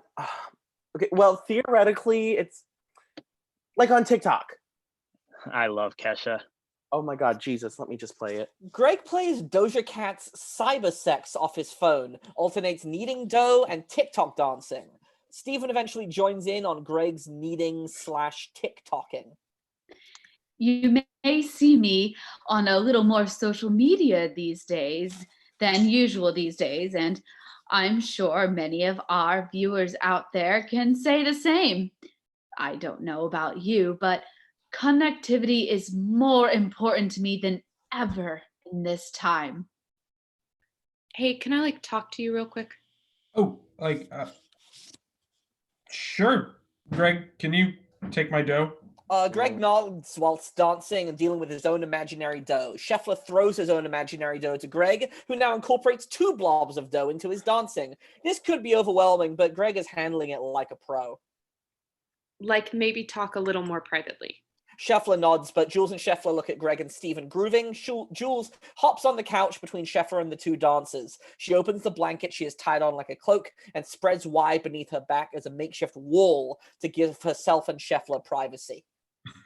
Wow. Reminds me of my first apartment. Was your first apartment a pillow fort? It very well might have been. So I just wanted to, I'm just going to cut right to the chase. Meredith and Syl and I, Yeah. we may have like had a threesome. Oh, yeah. Oh. Yeah. The walls here are like as thin as a blanket, so we kind of. Yeah. I know. We know. Oh. But it's like it's fine. Well, okay. Well, here's like the thing. We don't know if it's the hooking up was part of the trip or a dream. They're hot. Don't get me wrong. Yeah, they are. I mean, hot. That yes. It's established. Their hotness was foretold by those before us. Yeah. Yes. And Jesus foretold of their hotness. Yes. I don't really want to get into, was Jesus a prophet? Never mind. I don't really want to get into the religious implications of Meredith and Sylv's hotness. I just want to know if we hooked up or not. I understand. You do? Yeah. I mean, since lockdown, when I sleep, I've been having these like super vivid dreams. I'm mad invested in them. I read this article and it has something to do with like you dream more because of cabin fever, and you think they'd be me going on wild fucking adventures like living in Skyrim or going into space or something, but they're like super domestic. I don't know if that's the right word. Simple, just simple. Like I had a whole dream about making bread with Hedger. Like just making bread with a long-haired man and smiling, and it's sunny and wholesome, and I know it was just a dream, but even if it was real, I'd be okay with it because it made me happy. Really? Yeah. So you're cool with the whole Impromptu mushroom trip, maybe threesome, maybe it was just eating tacos in bed. Yeah. Yeah. I don't really care. Rad. I just know when Jenna read your book and said you loved me, I didn't know what to say then, but I do now. Oh? Or I'll try, because not only because it's the unpleasant times and wild stuff is happening, but I love you too. And I don't know what's going to happen during the lockdown or after it or whatever, but I just wanted to say I love you too. Because that's like all I can give to you right now. I don't have a lot, but I can be honest and shoot my shot or whatever. But in this moment, right now, and for the foreseeable future, I love you too. Jules? I'm so glad to hear that. They are leaning in for a kiss. So did you like kiss Hosier in your dream or something? I don't kiss and tell. Kind of hard to talk when your mouth is occupied. They kiss. A buzz to Steve's phone. Steve looks. This notification is important. He stops dancing. I gotta take this. Greg, can you hold my dough? Without waiting for a response, Steven tosses Greg his imaginary dough. Greg turns off cybersex before catching it and proceeds to knead his now 3 batches of imaginary dough fiercely as Great British Bake Off plays in the back. Now he is overwhelmed, but he is committed. Steven is in the corner with his phone, laughing. Oh my God, get a load of this. Jules breaks from the kiss. Is this breaking news? I matched with someone who looks exactly like Mary fucking Berry. Can you not scare us like that next time? It's funny. Yeah, okay, it may be funny, but I just feel like we need to regulate our voices here. Maybe I'm not the person who needs to regulate their voice. We are in a very stressful time right now, Steven. If I hear you yelling, I don't think it's a hinge match. That's not the first thing my mind jumps to. You need to be aware of the space you are creating, of the anxieties of everyone else. You can't just fucking go out there to all the world and proclaim your fucking devotion to Mary Berry. And to Meredith and Sylvia holding hands. They're kind of draped all over each other. Whoa. Let's hold our horses. Partner, what are we yelling for? Steven is being stressful. I got a very important hinge match. Greg is still dancing. Meredith notices this. Hey, buddy. What are you doing? Trying my best. Aren't we all? I have an idea. She gently puts a hand on Greg's arm till he stops dancing. He is winded. Want to hear it? Sure.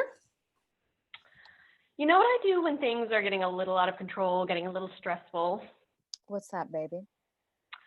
I partake in a little ASMR, I hate that stuff. Well, wait. It gives me tingles in all the wrong ways. Tell us more. Yeah, I may actually be talking to Mary Berry right now. Seriously, you've got to believe me. No one believes him. When the world gets me down or a little excited, I like to look up some ASMR videos and let my mind unwind a bit.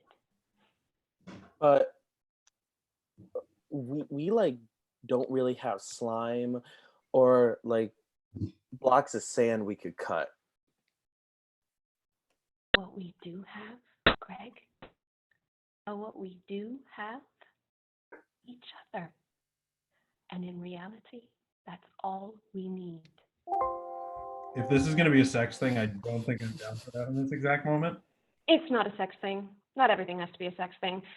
But it's sensual, evocative of the senses in ways too hard to explain. And we have each other, our creative minds, in this time. So let's come up with some creative ASMR. Now, what could we use? Folks, you maybe think I'm kidding, but I would not lie about something in a time like this. Oh, this with the ice. We can make it tinkle. Listen. It, baby. Or the cards. He shuffles a deck of cards. They make they make a pleasant sound. Oh, keep it coming. Or even bags. All right, Chef. Good try. Maybe we can make it a little more soothing.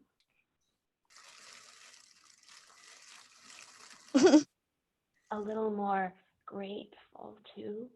Grateful? Whenever I look at a plastic bag, I know this is a Target bag and it doesn't have this at all, but when I envision about a plastic bag, I think of that red all down the side. It said some words. It said, over and over again. Maybe we should say that more, you know? Meredith closes her eyes and takes in a deep breath as Scheffler continues to crinkle the bag softly. She speaks to herself, rocking back and forth.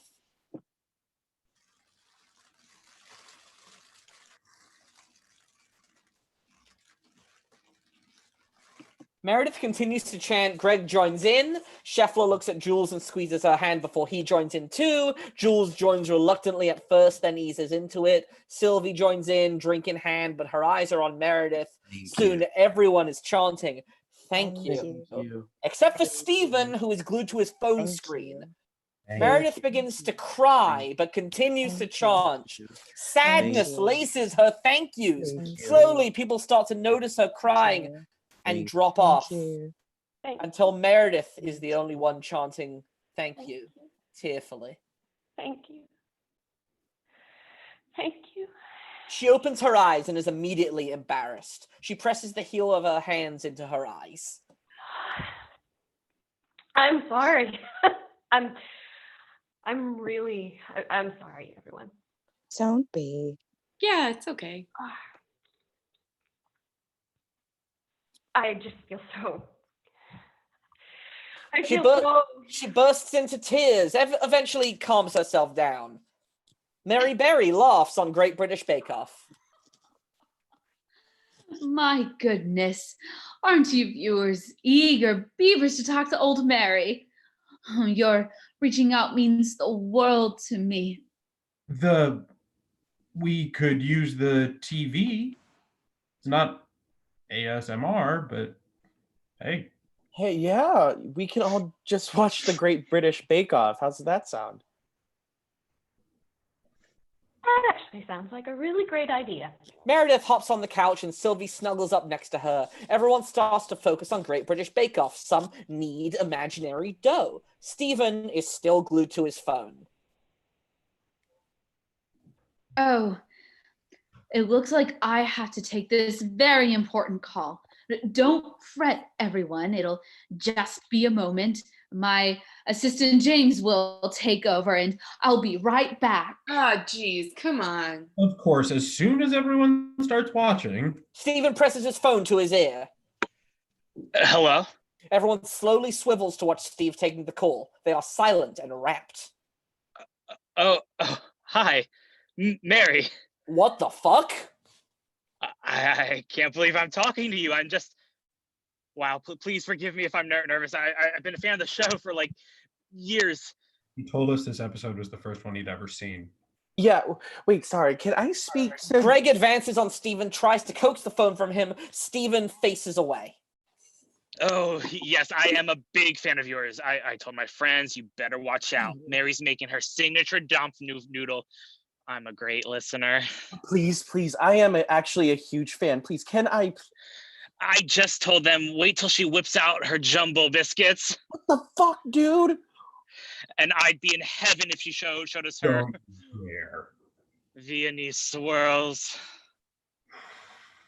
You bastard. Scheffler goes for Stephen. Jules holds him back. Not worth it.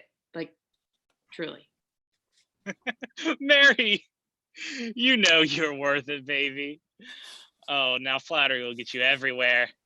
And I think I have just the thing to put the icing on the cake. Oh, you'd like that? Stephen turns to the rest of the room watching him. He gives a little laugh, starts to walk out of the communal space. I'm gotta show Mary Berry my sourdough starter. Stephen books it out of there. Everyone is in shock. In the silence, the sparkling background music for Great British Bake Off fills the room. Ba-da-da-da-da. Scheffler is on the verge of tears. I didn't even know he had a sourdough starter. He collapses into Jules's arms. Well, yeah. Mary Berry comes back on screen. My goodness, I just got off the phone with a charming viewer like you, and oh, the internet is full of surprises. I'll say. What are you doing? Oh, I'm downloading Hinge. Even in these times, out of vast distance can we find connection, whether it's all over an app or through these airwaves or even between you and your bread. Like bread is equal to human connection. Oh, I did have a pretty intimate moment with the baked potato last week. Come on, y'all. I was just putting oil on it to season it. There's something tactile about it, you know? Something to do with your hands. There's something Sensual? Yeah, something sensual about it. It's not always about sex, right? You really did listen. Since we're on the topic, I did recently become mesmerized while tenderizing a pork chop. I remember that. You were like a cat making biscuits. Every message you send touches my heart. You are the most considerate of fans. I love you from the bottom of my... Her phone pings. Oh, that's... Ooh, now that's a master of his craft. Stephen waltzes into the room, a smile on his face. Everyone watches him. Hey, Stephen. Hey, Jules. Did you really send Mary Berry a picture of your sourdough starter? A man doesn't cultivate yeast and tell. I must away. Yeah, that may be the singular worst thing I've heard in my life. Come on, let's lighten up, everyone. I know we're all a little envious over here, but no need to be nasty. Look who's talking. Honestly, everyone, what Stephen did and said was a shock to us all, but we have to live together. So let's brave it together a little longer, okay? I wanted to give a special shout out to one of my fans. He's really stood out from the pack and proved himself to be a true gentleman in these times. He has brightened my day and will surely make these nights a bit easier to bear. If he's out there listening, I want him to know. New pages! That I'm behind all of this. The reason he's stuck in this sleepover. Because I'm his mother. A little baking timer goes off. Oh, exposition time. When I was a young woman, merely 65, I dreamed of a child of my own. I crafted the perfect child from a roll of sourdough. I named him Pillsbury. Please tell me everyone else sees Mary Berry talking to them. Now, one night, I wished upon a flaming Swiss roll that my doughy child would be made into a real boy. Like a breaded Pinocchio? And suddenly, I held my beloved Pillsbury in my arms. But an evil man named Paul Hollywood plotted to steal my great British bake-off and my sweet Pillsbury. He stole my show, my son, and my Cuisinart mixer. He did it because I was a fan favorite and he was an orange nobody. No. Yes, but it didn't stop there. Paul Hollywood placed you with the worst people imaginable. Bad bakers. I think there are worse.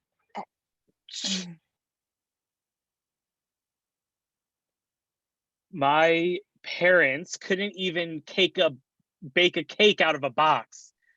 Do you know the toll endless Jewel Osco birthday cakes does to a man? As I came closer to finding you, he needed you out of the way. He trapped you and your friends in an endless sleepover in the hopes that this would thwart me from ever being reunited with my dear child. Stephen puts his hand against the TV screen. So it's up to you, Pillsbury Stephen. You and your friends, you must defeat the wicked Hollywood and find your way out of this endless party of slumber. Greg turns off the TV. Everyone yells at him. Jesus Christ. Greg? What? I can't change the channel?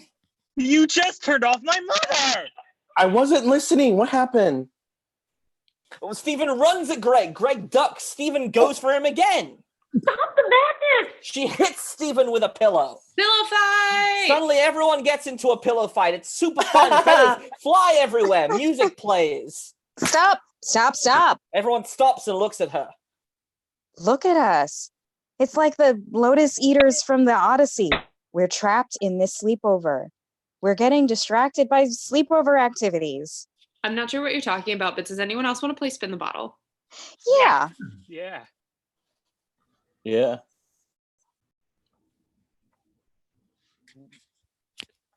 Wait. Jules magically produces a bottle from their pocket. Everyone sits down and starts to play. The bottle first lands on Stephen, and then lands on Stephen again. Wait. The bottle lands on Stephen again. What? The bottle lands on Stephen again. Stop. Again. Stop. Again. Stop. The bottle spins around and around without anyone controlling it, not stopping. Don't you see? This is what he wants, to have us trapped in this endless cycle of party games. I didn't even want to turn off the TV. It just happened. Jenna runs over to the remote. She tries to turn it on to find Mary Berry, but the remote won't let her click. Becca runs over and tries to force Jenna's hand on it. The two struggle to push the button. How is this possible? Fight it. Fight it. Pillow fight. No. Sylvie hits Jules and Becca. Immediately, another pillow fight breaks out. Stephen army crawls through the fighting friends, making his way to the remote. Jules sees what he's trying to do and hits his hand with a pillow. He's able to press the button. The television turns back on. But Mary Berry is hard to hear amidst the screaming of the pillow fight. Stephen takes a pillow and beats all of them into submission. The solution to the problem is inside The television goes to static. She said the solution is inside you. What does she mean? I don't know. Truth or dare? No. Fight the urge to give in to what it wants. We're going to give in, but maybe this will give us some answers. Bend the rules in our favor. Mary Berry said the answer is inside him. Maybe if we grill him, it'll jog some memories. Truth or dare, Stephen? Dare. No, what are you doing? I can't resist. So something wants me to pick dare. This Paul Hollywood is an evil motherfucker. You have no idea. His guidance during the technical challenge is never helpful. I dare you to pick truth, Stephen. Okay, that's working. Truth. Do you have any memory of your life before living with the horrible Bakers? Maybe. It's just a vague memory. The sound of a woman, Mary Berry, singing. I remember singing. A lullaby almost. I remember feeling safe and warm. Okay, none of this is helpful. Quiet, Greg. No one wants to hear from you, you sex pervert. Okay, you promised you wouldn't hold that against me. I lied. Go on, Stephen. I remember she would say that any baking disaster could be solved with a little something. The singing stops. I've lost it. Truth or dare, Stephen? It doesn't work that way. I have to ask someone something first. Jules, truth or dare? Dare. Do your best impression of a gorilla. Jules immediately bursts into gorilla, pounding on her chest and climbing around and everything. It's actually a very convincing gorilla. Truth or dare, Stephen? The gorilla is too loud for anyone to hear him. Truth or dare? What? I can't. Stephen indicates Jules the gorilla. The gorilla's too loud. Jules, can you be a little quieter? No, she's still as loud as she was. I don't think she can control it. This place is making her commit to this. Jules, you can stop now. Jules stops. She collapses, exhausted. Okay. Truth or dare, Stephen? Dare. I dare you to pick truth. Truth. How do we get out of here? I don't know. How do you know how do we know if you're telling the truth? I don't think the game would let me lie. It's truth or dare, not truth or lie. Or this place wants to feed you false information. I believe Stephen doesn't know. Thank you, Becca. When have you ever known Stephen to know anything? Hey, I was right about needing to watch the Great British Bake Off, wasn't I? Speaking of which, why did this place let you watch it? Greg, truth or dare? You're avoiding the question. You've already asked me for a truth. It's your turn. Maybe you were supposed to watch the video. Truth or dare? And maybe we were supposed to hear that Mary Berry is your mother. Truth or dare? Because Mary Berry is the evil one. Or they're trying to turn us against her. We can't know. All we know is that our ticket out of here is through Stephen. Or our way of getting here stuck forever. What's going to happen? We get more stuck? Like frozen or something? Well, this is our only lead, so I'm going with it. Now answer, Stephen, truth or dare? Dare. I dare you to go to the person you have a crush on and explain the rules of the Monopoly really slowly. The game starts to force Greg to participate. He resists.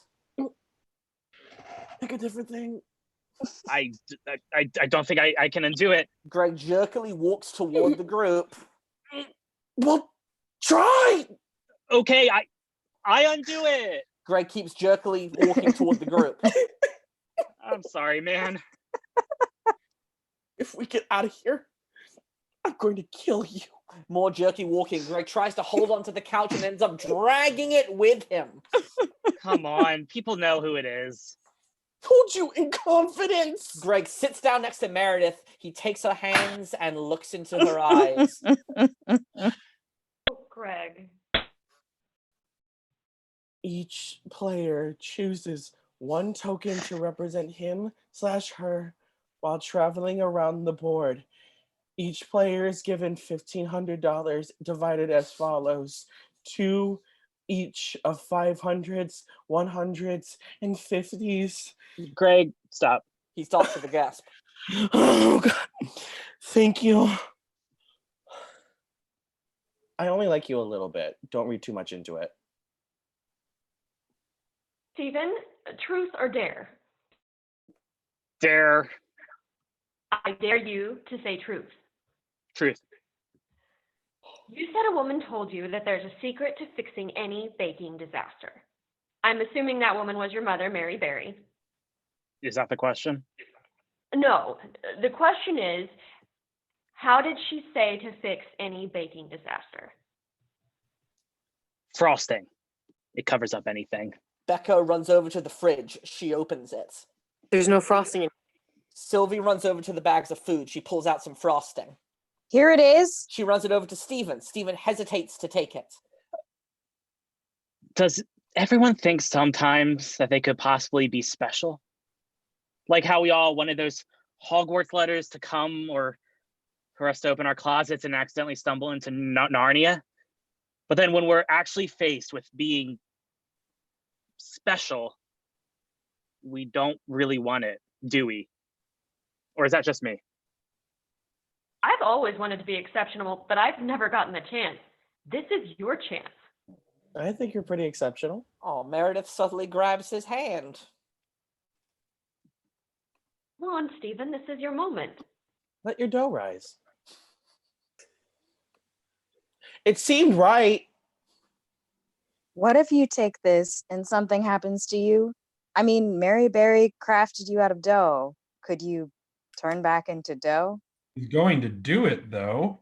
We can't know what's going to happen, but he's going to do it to save us, right? Yeah, you're right. I learned this from my years on the force. No heroes ever want to be heroes.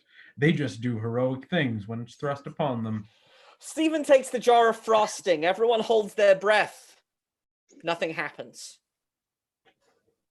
You know, when I would have a bad day I used to open one of these things and eat a spoonful. This seems like a pretty bad day.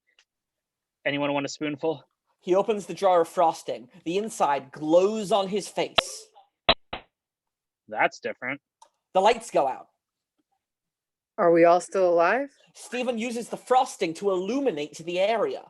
He finds a trap door that's open. Was that there before? Definitely not. Good job, Doughboy. Wait, are we just gonna go in there? Why wouldn't we? What Greg said earlier. If we're being controlled in here, forced into this endless sleepover, then maybe Paul Hollywood wants us to go in there. Maybe it's a trap. Oh, finally! Someone is coming in around to what I am saying. I'm going in there. Then obviously I am following you to our deaths. Okay, I only have a small crush on you. It's not a big deal. I could get over it at any time.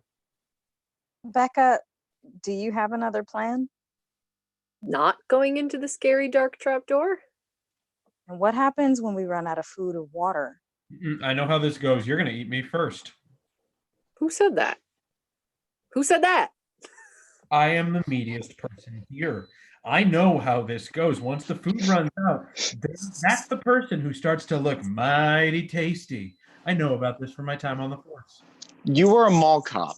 I saw some things go down at the hot dog on a stick that you wouldn't believe. Not to mention pandas. I saw someone stab someone with a spoon. How is that even possible? Anything's possible at the mall. Admit it. You'd eat me first. Okay, I thought about it. Everyone reacts with disgust. Ooh. Now, listen up. You're going to go into that cramped crawl space with us because mall cops never leave a man behind. Even if that man were a woman who thought about eating him when we were at food. That's what mall cops do. So Scheffler goes into the trapdoor first. It is very dusty in here. The walls are sticky with... There are stalactites made out of caramel and spun sugar spider webs.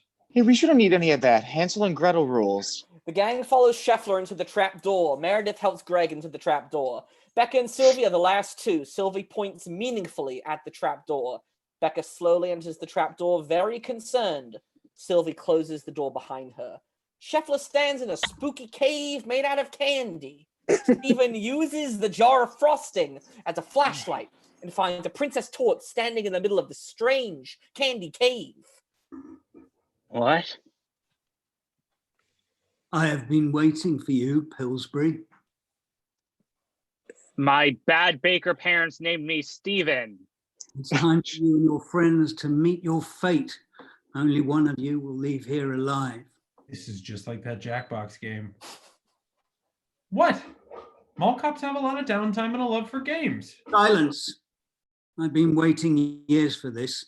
All of you will face off in a dreaded pressure test, and the loser each round will die. What do you want? All of these years I watched as crowds loved Mary Berry because she was old and frail. Well, now we'll see who is most loved, you or my daughter, Meredith. New pages. Wait, what? I said, now we will see who is the most loved. No, yes, I got that part. It was more about the... My dad is a furniture salesman from Terre Haute. Have you ever wondered where you got those startling blue eyes? Could a furniture salesman from Terre Haute gift you with such frosty, disarming peepers? Oh, you do have very startling eyes. Not now, Greg. Yep, heard. Am I the only one who's actually more concerned about the only one of you will get out alive thing?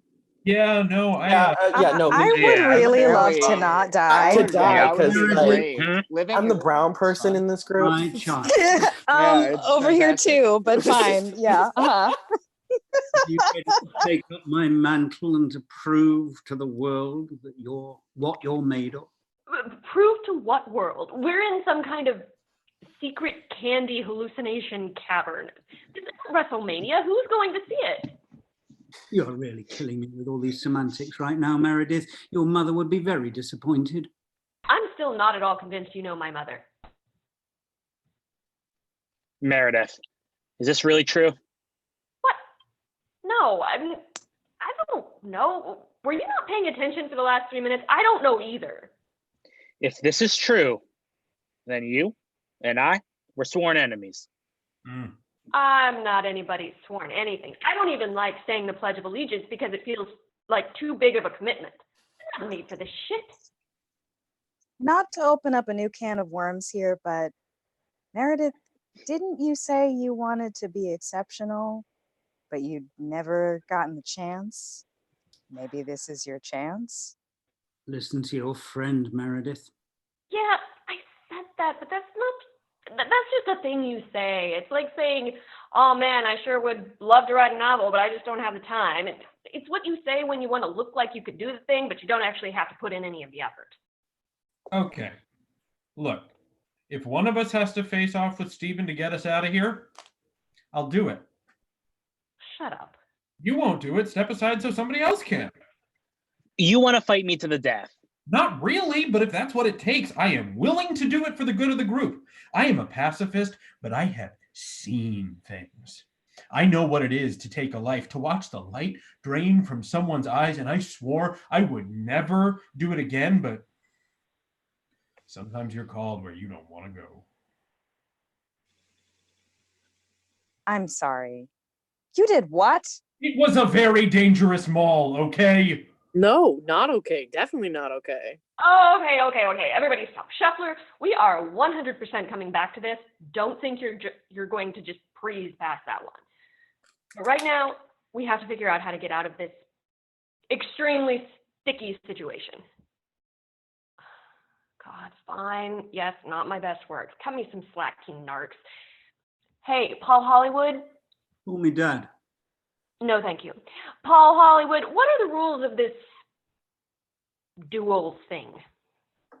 I'll make you a deal. Sweeten the pot. How about this? Only one of you has to die. So long as you fight, I'll let most of your friends live. It must be you versus Stephen in a battle of skill like no other. You each must lovingly craft a shish torta. Yeah, no, I'm not doing that. What do you mean? It's like 70 layers of fucking pancake in a thing. No way. 20 layers. Who cares? It's not a good use of my time, and you're not my real dad.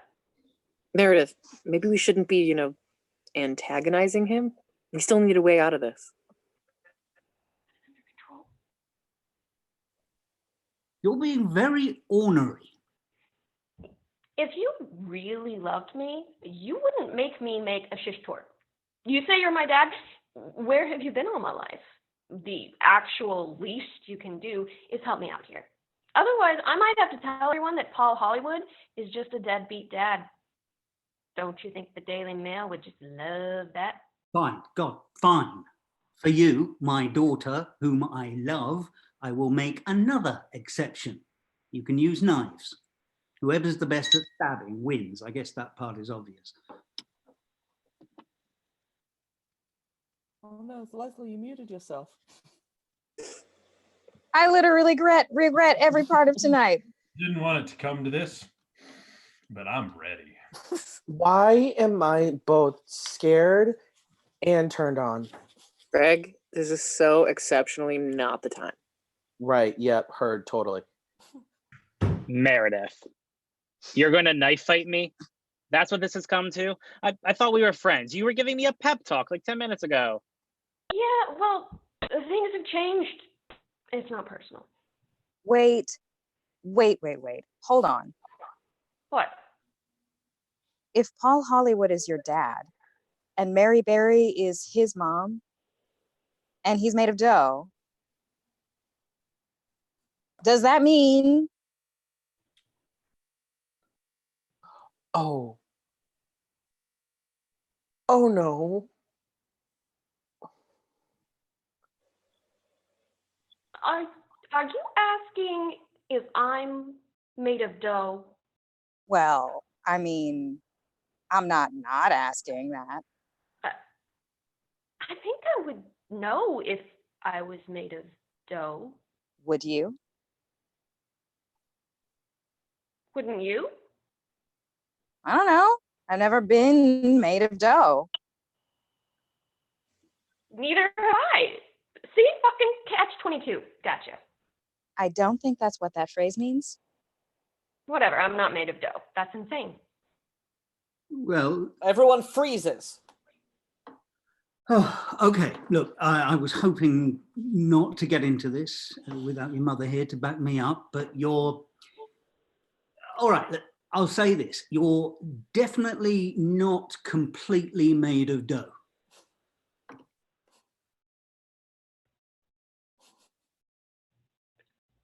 Your flesh is primarily flesh, made the old-fashioned way. Ew. You know, from sex. Yeah, I got that. Well, anyway, there are certain complications, you know, about your mother's form and my form and what happens when they merge. Don't ever say merge like that again. All I'm trying to say, Meredith, is that you are definitely 100% my daughter, my beloved daughter, and you are certainly made of human flesh, mostly. And if by any chance your bone marrow happened to be creme diplomat and your blood happened to be raspberry jam, that wouldn't really be the end of the world, would it? My blood is not jam. I've bled before, Paul. I'm not new here. You think I wouldn't notice if I was menstruating jam? A lot of the pectin gets lost, you know, it's often hard to tell by looks alone. So, if he stabs me, if Stephen wins this little game of stabby stab, you're so graciously willing to let us play, I'll... What? You'll probably do some unwanted oozing. It'll need to be cleaned up or it'll attract ants. This is insane. Well, is there another way out of this? What? I'm asking if there's another way out. I'll take any suggestions anyone has, but it's sounding more and more like Meredith and I are going to need to do this if any of us want to get out of this whole nightmare alive. You were just whining about me saying yes to this, and now you're willing to fight to me to the death? Seriously? It's not my first choice activity, no. But if it's that or everybody dies, I don't know. What would you do? This is really how I imagine the sleepover playing out. I guess this is your big heroic moment, Stephen. Wait, his what? You think his big heroic moment is murdering me? It's becoming pretty clear that somebody's going to have to murder somebody, and I thought we all kind of agreed before we came down here that this was Stephen's hero's journey or whatever. I don't think it's fair to stop rooting for him just because the circumstances have changed. You have a really strange moral compass. Might be strange, but it's consistent. So it's settled then. My daughter Meredith shall compete to the death against the dough child known as Stephen. Their duel shall determine the outcome of their friends' lives. This sucks ass. Meredith, Stephen, you'll find your weapons in your hands. Sure enough, Meredith and Stephen suddenly realize they're both holding butter knives. Nice butter knives, like the kind from Grandma's silver set. Fancy handles and everything. I'm supposed to stab him with a butter knife? This thing is too dull even to cut butter. Look again. Meredith looks again. Oh, Paul Hollywood was right. It is now somehow extremely apparent that these knives are sharp. I'm talking Jinsu knife sharp. I'm talking Hattori Hanzo sharp. These butter knives will fuck you up. Oh. I've never stabbed anybody before. Me neither. Well, may the best pastry win. You're a douchebag. I'm not a person. What should I say? Yeah, but I am. I'm a person. Mostly. Shut up, fake dad. As soon as I'm back in the real world and can call my mom, you better believe I'm getting her to confirm that she had never had an affair with you. Good luck with that. Now, duelists, draw your weapons, strike to kill, defend your honor, and Meredith, make me proud. Stephen and Meredith draw their butter knives and start circling each other tentatively, like children in their first Taekwondo class. Their friends hang back, deeply unsure of how to feel about this. They certainly don't want Meredith or Stephen to bleed out down here, but also they'd really like to go home and watch TV and forget any of this ever happened. Maybe a little death is okay if it allows them that. Who would know? Who's here to tell them any different? Who's to say any of this is strictly real or strictly counts by any objective standards? Stephen and Meredith aren't sure what to do. Does one of them have to be the first to stab? Who should it be? Is it better to stab first or second? How does one stab another person? What would it feel like? Stephen decides to be the one to find out. He reaches out and swipes the knife at Meredith. He doesn't quite get a full stab, but he does catch skin along her arm. Meredith starts to bleed. Ow! Ow! I'm sorry, what am I supposed to do? This is a stabbing competition. Meredith puts her mouth to the wound to staunch the blood. As she does so, something dawns on her. Why does her blood taste so sweet? Are those seeds? Oh, shit! Was Paul Hollywood right? Is Meredith the jam-blooded chosen daughter of the steel-gazed bread king? This changes the game. Meredith feels a sudden confidence rush over her. She dives for Stephen and just misses him. Jesus! Fair play, doughboy. I don't like how excited you suddenly are about this. Well, I don't like being trapped in a candy cavern in the middle of a sleepover, in the middle of a fucking time loop, but here we are. We make do with what we've got. Meredith, maybe we should rethink this. No, I'd rather we don't. We were all so ready to cheer Stephen on in his little heroic quest, and at what cost to us? What, were we just going to be his sidekicks forever? I don't think that was the plan. What was the plan? Well, I don't know, but it wasn't that. I don't think. We were willing to fall under the spell of a tyrant leader just because he claimed to have noble, fantastic blood? That's a little hyperbolic. My friends, it turns out Stephen isn't the only one with noble blood around here.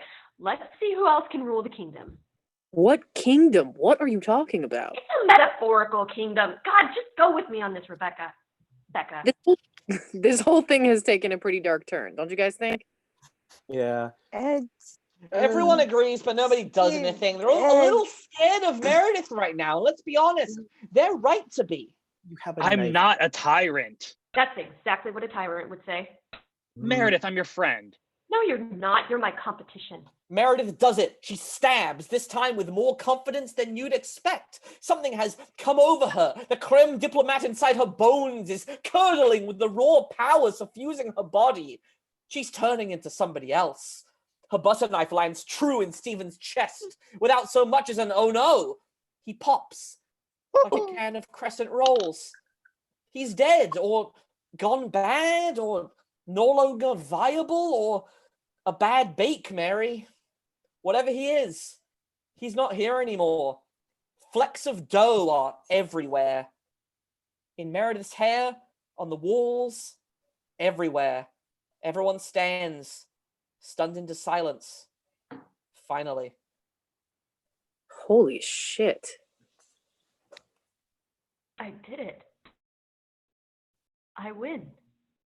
You killed Stephen. Yeah, I did. This is very fucked. But you know what? You should be thanking me, because we're getting out of here. She turns skywards towards the general direction of Paul Hollywood's voice. Father, have I pleased you? Yes, my child, you've done well. Now, I demand my reward, Father. You said you would release us if I win. Yes, I did, and I shall. But you must complete one final act. What is it? To truly claim your place as my heir, you must consume my body. You said, huh? Oh, no, sorry, I should have clarified. My ceremonial body, the body before you. You must consume it and absorb my power. Meredith looks at the Princess Tort. She knows what she has to do, and she sets about doing it. She digs into the tort with nails and fists, digging through the cake and shoving handfuls into her mouth. She looks like Daenerys Targaryen with the horse heart. It's badass and also terrifying, and also mostly very gross. This is absolutely insane. We have to get out of here. Yeah, Meredith is going to get us out. You seriously believe that? You think she's going to absorb the power of Paul Hollywood to get us out? After she stabbed Stephen to death? I've seen murders and that was not any old murder. I don't know what that was. Okay, Chef, I really got to know your backstory, man. It's kind of a long story. Meredith is crazy. This whole thing is crazy. We have to find another way out. I don't know. I trust her.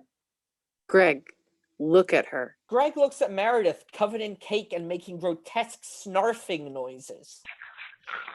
Okay, I take your point. There has got to be some other way out of here. There isn't. Even the way we came in has closed up. No doors, no windows, just caramel. Maybe we can appeal to Paul Hollywood. And tell him we reject his daughter as our leader? Somehow I feel like that's not going to go over so well. Yes, child. Take my power. Bend the world to your will. Leave this place. You can make your way out. Focus.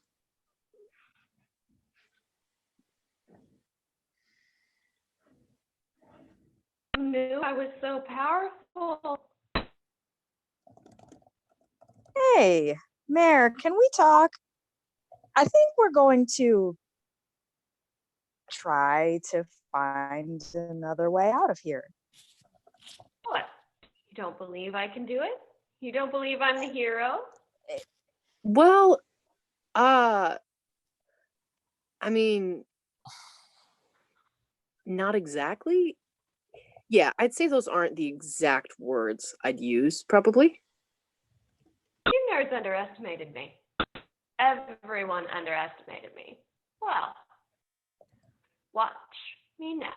Meredith, filthy with cake and a little crazy in the eyes, holds her body taut, intensely focused. She's using all her energy. She's using all of Paul Hollywood's energy. She's taking control of her own hero's journey. This is her big move.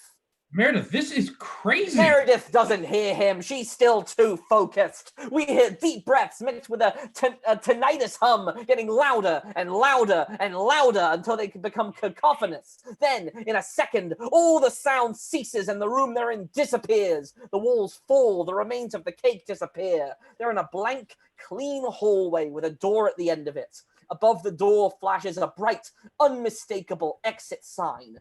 Everyone freezes, getting their bearings on what the hell just happened. Meredith smiles. She did it. Casually, she brushes her hands off on her shirt and strolls toward the door. She puts her hand on the knob and turns back to look at her shaking compatriots. Come on, motherfuckers, we're going home. She opens the door. Sylve opens her mouth to speak. Blackout. End of play. Man, remember when? Yeah, little clapping emoji. Everyone come back. Everyone come back.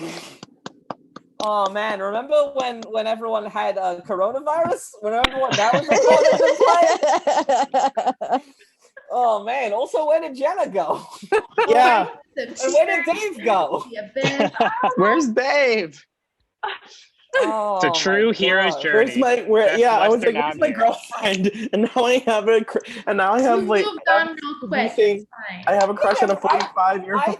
I think everything went great. I think everything held together really well. That was nonsense, and you all fucking crushed it. Wow, cool. That was truly nutso. As I'm gonna read some. There's a lot of great engagement in the comment section on YouTube as well. And folks made some donations, which is wonderful. Yeah, it's a lot of weird stuff going on. I'm going to turn off the live segment of this, and I want to thank everyone at home who was watching this madness.